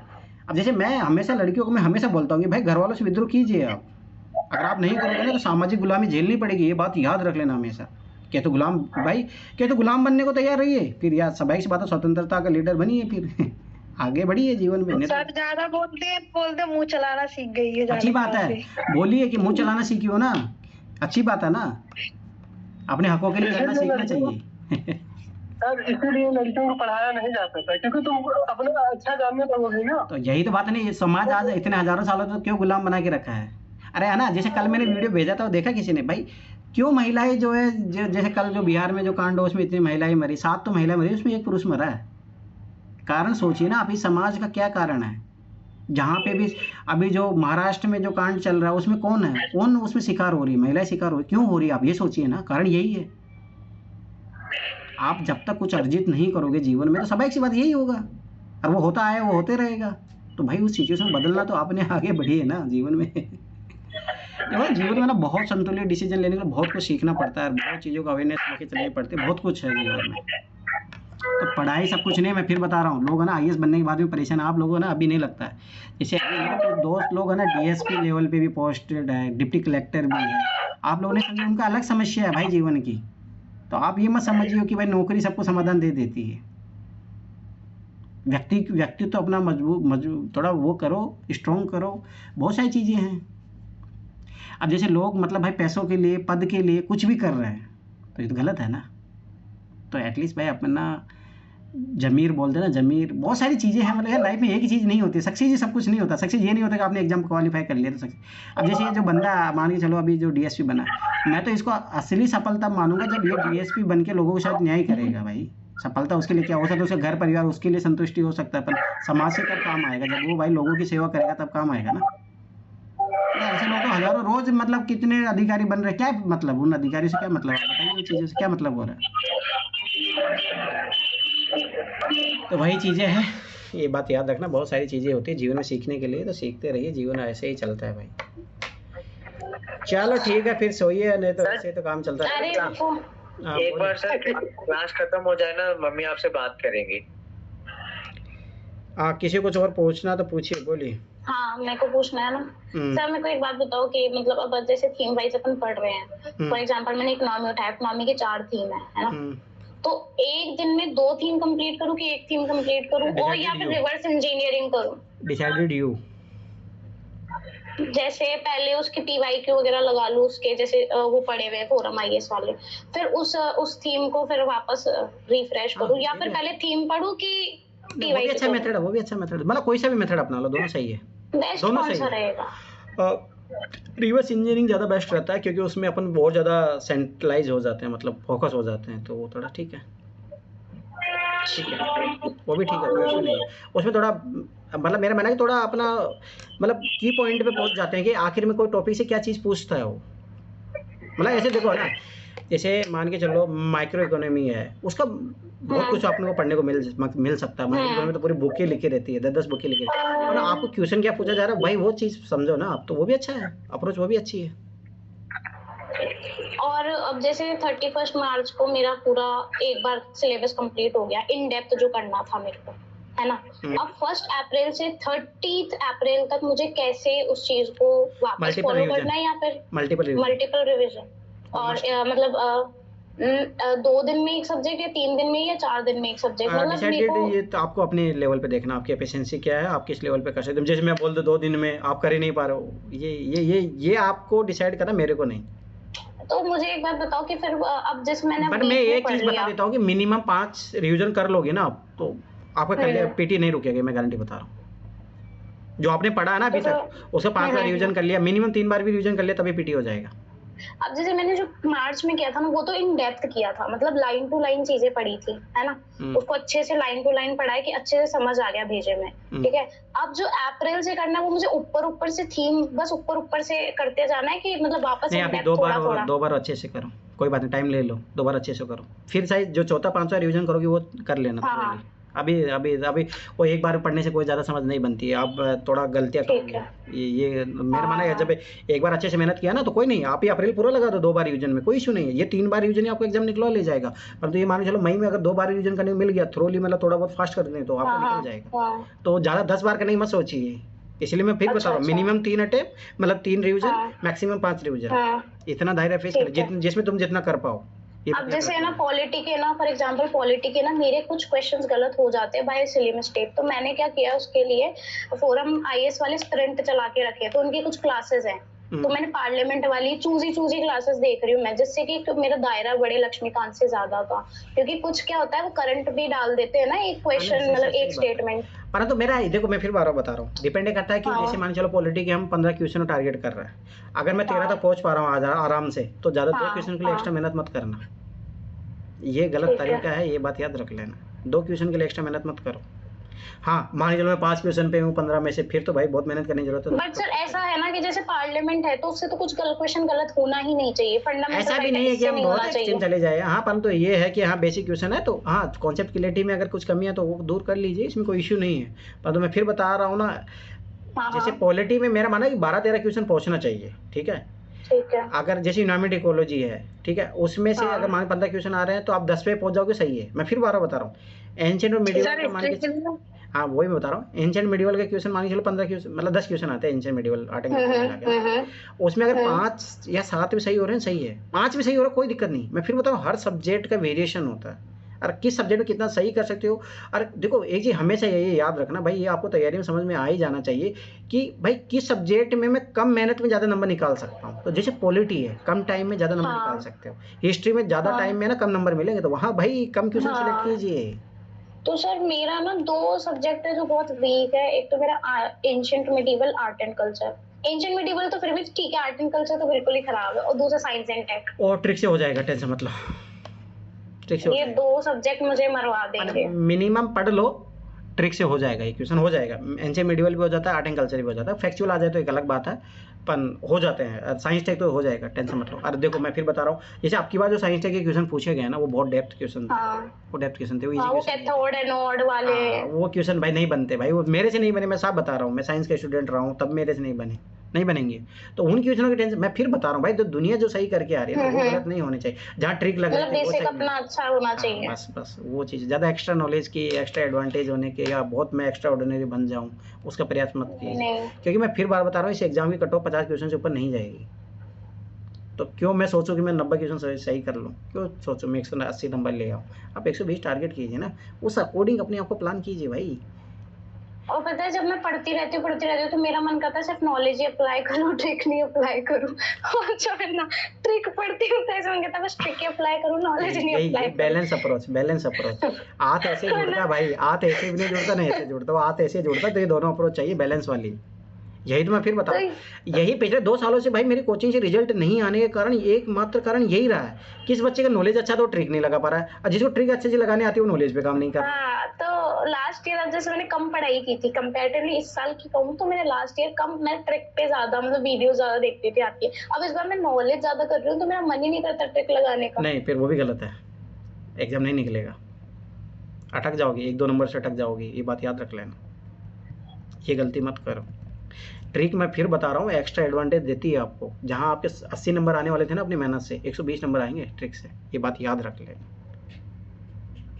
तो मतलब एक वीडियो आपकी एक रोज देखो, मतलब पेपर लगाना शुरू कर दो। बैलेंस यस, हाँ पेपर ईयरली वाइज पेपर लगाइए, फिर मेरे वीडियो देखिए। सर मैं आपको अकाउंटेबल रहूंगी, मैं रोज बता दूंगी कि मेरे से कितना हुआ है, PYQ वाला जो हुआ है, क्योंकि मैं ना बहुत लापरवाही कर रही हूँ इस चीज में। वो तो देखो मैं फिर बताऊँ, जिसका मुदीद का रेगुलर मेरे पास मैसेज आता रहता है, तो वो जो गलतियां करता है मैं उसको बता देता हूँ। तो ये जैसे मैं फिर बता रहा हूँ, जो मेरे को अपडेट देता रहेगा उसको मुझे सब कुछ पता है।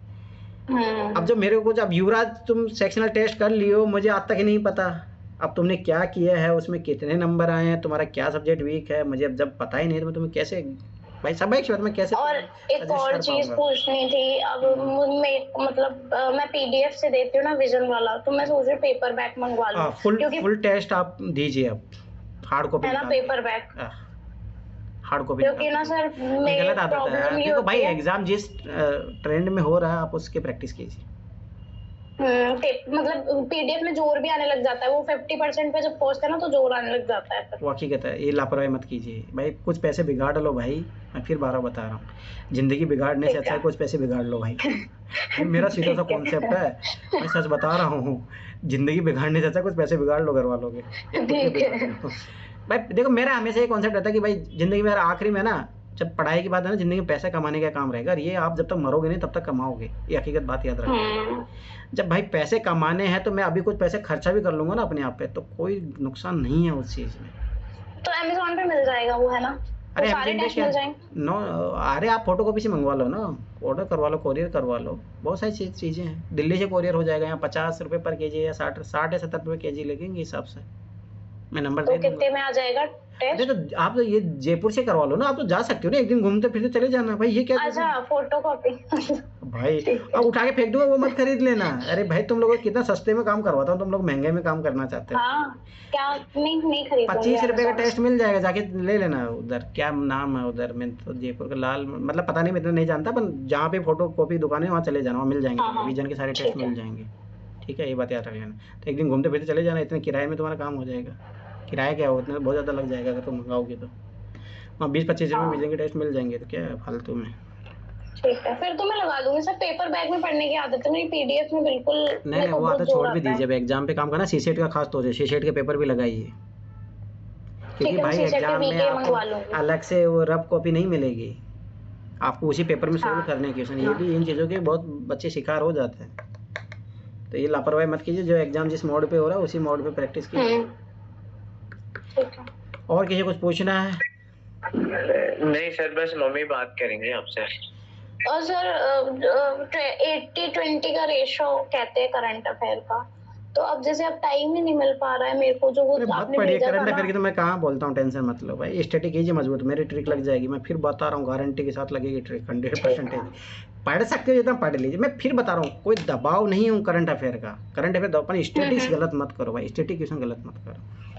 करंट अफेयर में तो 100% मैं अभी विजन का टेस्ट लगाया भाई, मेरे बिना पढ़े क्वेश्चन सही हो रहे हैं, मुझे कुछ आता पता भी नहीं है उनका। ठीक, मैं फिर देखो मेरा ये मानना है, और मेरे इतने लगभग 8 एग्जाम तो मैं दे चुका हूँ, मैंने हमेशा एक चीज़ नोटिस किया है, करंट अफेयर क्वेश्चन मान के चलो 15 आ रहे हैं, 20 आ रहे हैं मान के चलो भाई, ट्रिक्स आप लगाओगे ना भाई 10 क्वेश्चन तो मैं गारंटी ले रहा हूँ। और आप ना, मैं गारंटी बता रहा हूँ कि तुम पढ़ के भी ना 10 क्वेश्चन सही नहीं कर पाओगे। तो इससे ज़्यादा क्या चाहिए भाई आप लोगों को? इससे ज़्यादा क्या चाहिए आप लोगों को? मैं गारंटी साथ बता रहा हूँ, दावे के साथ। हाँ, ट्रिक लगा लेना बस अच्छे से। पर हाँ, ये भी याद रखना, जैसे कुछ इंपॉर्टेंट थीम मैं जब बताऊंगा ना, जैसे अभी भी मैंने कुछ बता के रखी है, शायद मैं कुछ दिनों में ना एक आध, जैसे अब मैं भी धीरे धीरे थोड़ा बहुत पढ़ना शुरू करूंगा, तो मैं कुछ कुछ डालूंगा, तो कुछ कुछ चीज़ें कर लेना भाई। जैसे उपराष्ट्रपति क्वेश्चन आएगा रिमूवल प्रोसेस से, स्पीकर के रिमूवल प्रोसेस से क्वेश्चन आएगा, तो ये कुछ कुछ इंपॉर्टेंट हिंट मैं शेयर कर दूंगा आप लोगों के साथ। शायद मैंने कल जो किया है वो किया भी है। उसके अलावा अपने लेवल पे भी जो मेरा रहेगा, मैं भी कुछ कुछ मान के विजन के टेस्ट पढ़ूंगा, निकालूंगा वहाँ से इंपॉर्टेंट चीज़ें, या इंडिया ईयर बुक से मैंने कुछ इंपॉर्टेंट चैप्टर भेजे, मैं कुछ कुछ चीज़ें भेजूंगा, तो वो चीज़ें करंट अफेयर कर लेना। ये फाइनेंस कमीशन से आएगा क्वेश्चन, मैं पहले ही बता रहा हूँ, आएगा 100% आएगा। तो ये कुछ चीज़ें हैं जिससे क्वेश्चन आएंगे ही, तो भाई आप वो क्वेश्चन तो मत लापरवाही करना कि करंट अफेयर फिर वो क्वेश्चन भी गलत करके आ गए। समझ में आया ना? मतलब ट्रिक्स के लिए जो नहीं बन रहे हैं क्वेश्चन, उनके लिए करेंगे ना। पर जो भाई अपने पता ये क्वेश्चन आ रहा है तो मैं उसको गलत क्यों? जैसे मैं अभी फिर बता रहा हूँ, जनगणना से क्वेश्चन आएगा, क्योंकि पहली बार इंडिया में डिजिटल सेंसस हो रहा है। मैं अभी बता दूँ कुछ थीम, तो मैं अभी बता दूंगा, यहाँ से 5-10 क्वेश्चन तो करंट अफेयर वहीं से आएंगे। तो भाई ये लापरवाही तो मत करना ना, कि जो मैं बता के जा रहा हूँ वो भी आप गलत करके आ रहे हो, उसको अच्छे से पढ़ लेना। तो फिर जो बचेंगे, मान लो 10 क्वेश्चन तो मैंने बता दी, 10 मैंने बताया, 8 भी उधर सही कर लेना। जो 10 बचे जिनका नहीं आइडिया, तो वो ट्रिक से सही हो जाएंगे भाई, आधे में गारंटी बता रहा हूँ, 5 क्वेश्चन सही हो जाएंगे, तो 8-5 13 क्वेश्चन सही हो गए। और क्या चाहिए आपको? ज़्यादा मत करंट अफेयर पीछे मत भागो। ये 50 दिन है स्टैटिक पार्ट। करंट अफेयर के लिए मैं जो इंपॉर्टेंट थीम बताऊंगा वो उतना ही कर लेना, और ट्रिक लगा लेना, बस इतना काम हो जाएगा। इसीलिए बता रहा हूँ, आखिरी में ट्रिक करेंगे, अब की बार आखिरी में करेंगे बिल्कुल, ताकि उस टाइम तुम लोगों को, जब तुम पढ़ के पक चुके होंगे ना, तब तुम्हें लगेगा कि अब जो है कि भाई और जो क्वेश्चन बचे हैं, मैं 50-60 क्वेश्चनों तो पहुंच पा रहे हो आप, तब वो 40 क्वेश्चनों के लिए 50 क्वेश्चनों के लिए वो ट्रिक्स काम आएगी फिर तो वो करेंगे यार, वो लगेगी। मैं एवरग्रीन में पहले बता रहा हूँ, थोड़ा कॉन्सेप्ट क्लियरिटी जितनी अच्छी होगी ना उतना अच्छे से ट्रिक लगा पाओगे आप। तो इसीलिए भाई अपनी वो सीसेट में वो कॉम्प्रहेंशन में भी यही होता है, जितना अपना नॉलेज बेस होता है ना जीएस का, उसके हिसाब से उतनी चीजें क्लियरिटी होगी उतना अच्छे से लगेगा, ये बात याद रख लेना। चलो ठीक है फिर। ठीक है, बाय। हाँ सर, बात करा दो मम्मी से। आप बोलिए। आज रिकॉर्ड होता है, बंद कर लो। लीजिए सर। हेलो। हाँ बोलिए।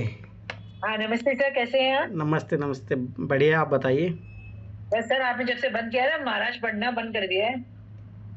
महाराष्ट्र? अच्छा, ये पढ़ नहीं रहा। महाराष्ट्र ने, हाँ बिल्कुल सही कह रही हूँ मैं। मतलब इतने दिन से, रोज 15 दिन से एवरी डे बोलती हूँ मेरी सर से बात करा दे, मेरी सर से बात करा दे, मेरे को नंबर दे दे, मैं खुद बात कर लूंगी।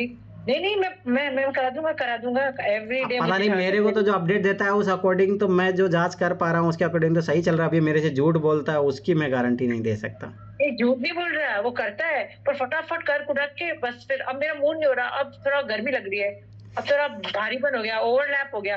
मैंने कितना ओवरलैप होता है तुम्हें, कितना भारीपन लगता है।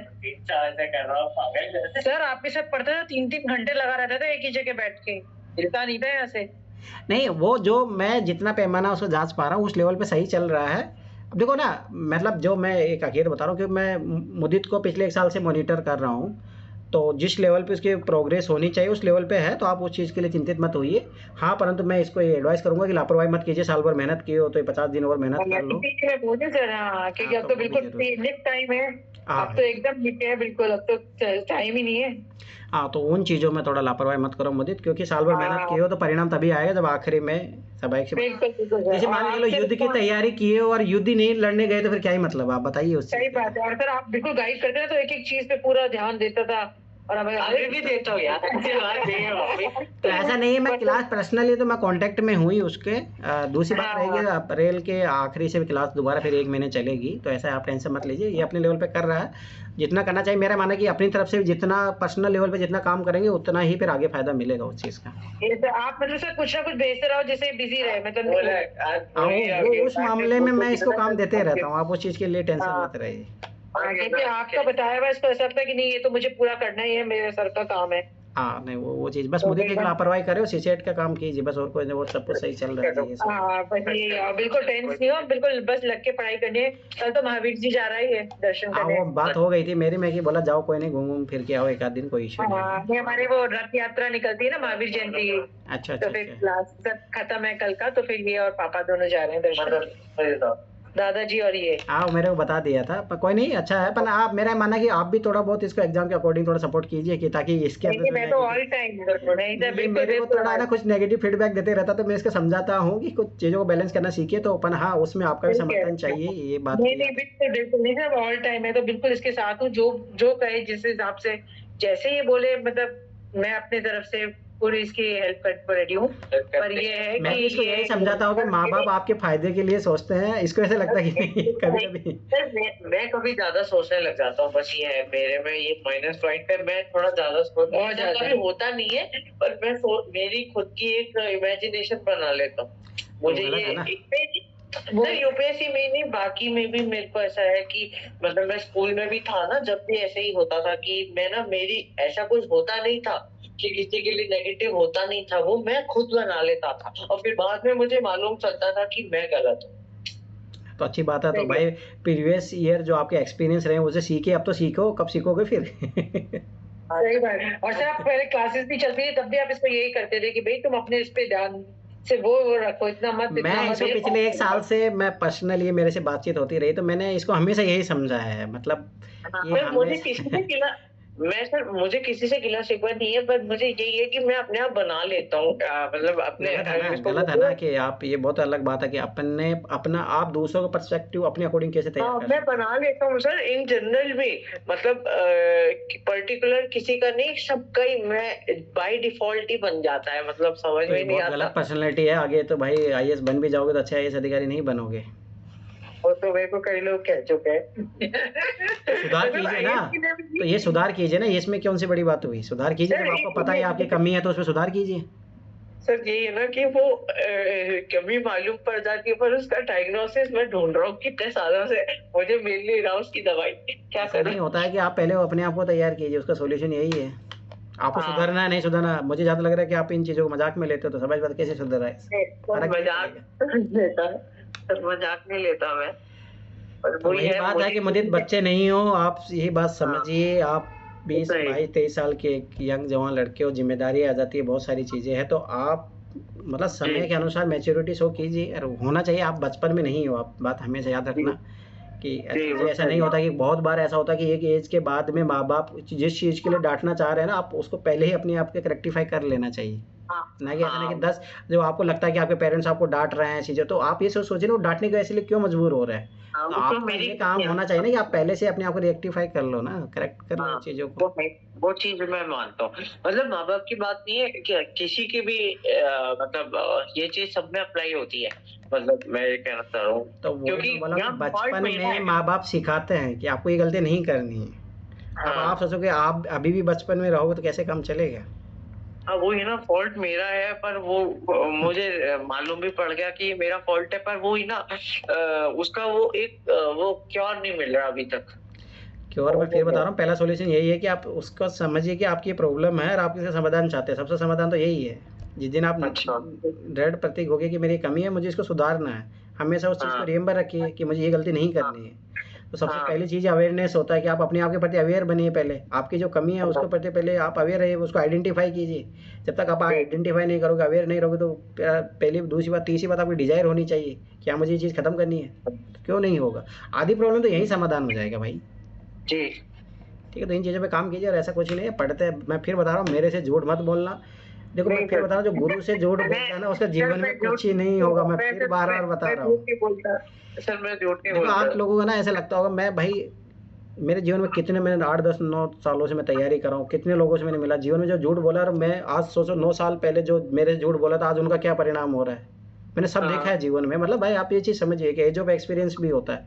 आपके माँ बाप के सामने भी एक उनको आप दिखता है ना, आप जो गलतियाँ कर रहे हो तो ये चीज़ का क्या परिणाम होगा, तो उसके भविष्य को लेके, आपके भविष्य को लेकर चिंतित रहते हैं। तो अगर वो आपको डांट रहे हैं तो भाई आप समझिए आपका ही भला है उसमें। वो तो है सर। तो इन बातों का आपको ही उल्टा आप ये सोचिए कि भाई चाहे गुरु हो या माता पिता हो, जो भी होता है वो आपके अच्छे के लिए ही आपको डांट रहे हैं, उसमें उनका कोई वो फायदा नहीं होता है इस चीज़ के लिए। भाई आपका ही जो है भविष्य सुरक्षित रहेगा अगर आप उनकी बातें मानोगे तो। ये बात याद रखना। तो इन चीज़ों पे अपने आप पे काम कीजिए। चलो ठीक है सर, अच्छा लगा, थैंक यू सो मच। अच्छा नहीं thank you sir. Okay sir, thank you so much. चलो ठीक है फिर, bye bye, good night. Bye sir, bye. Good night.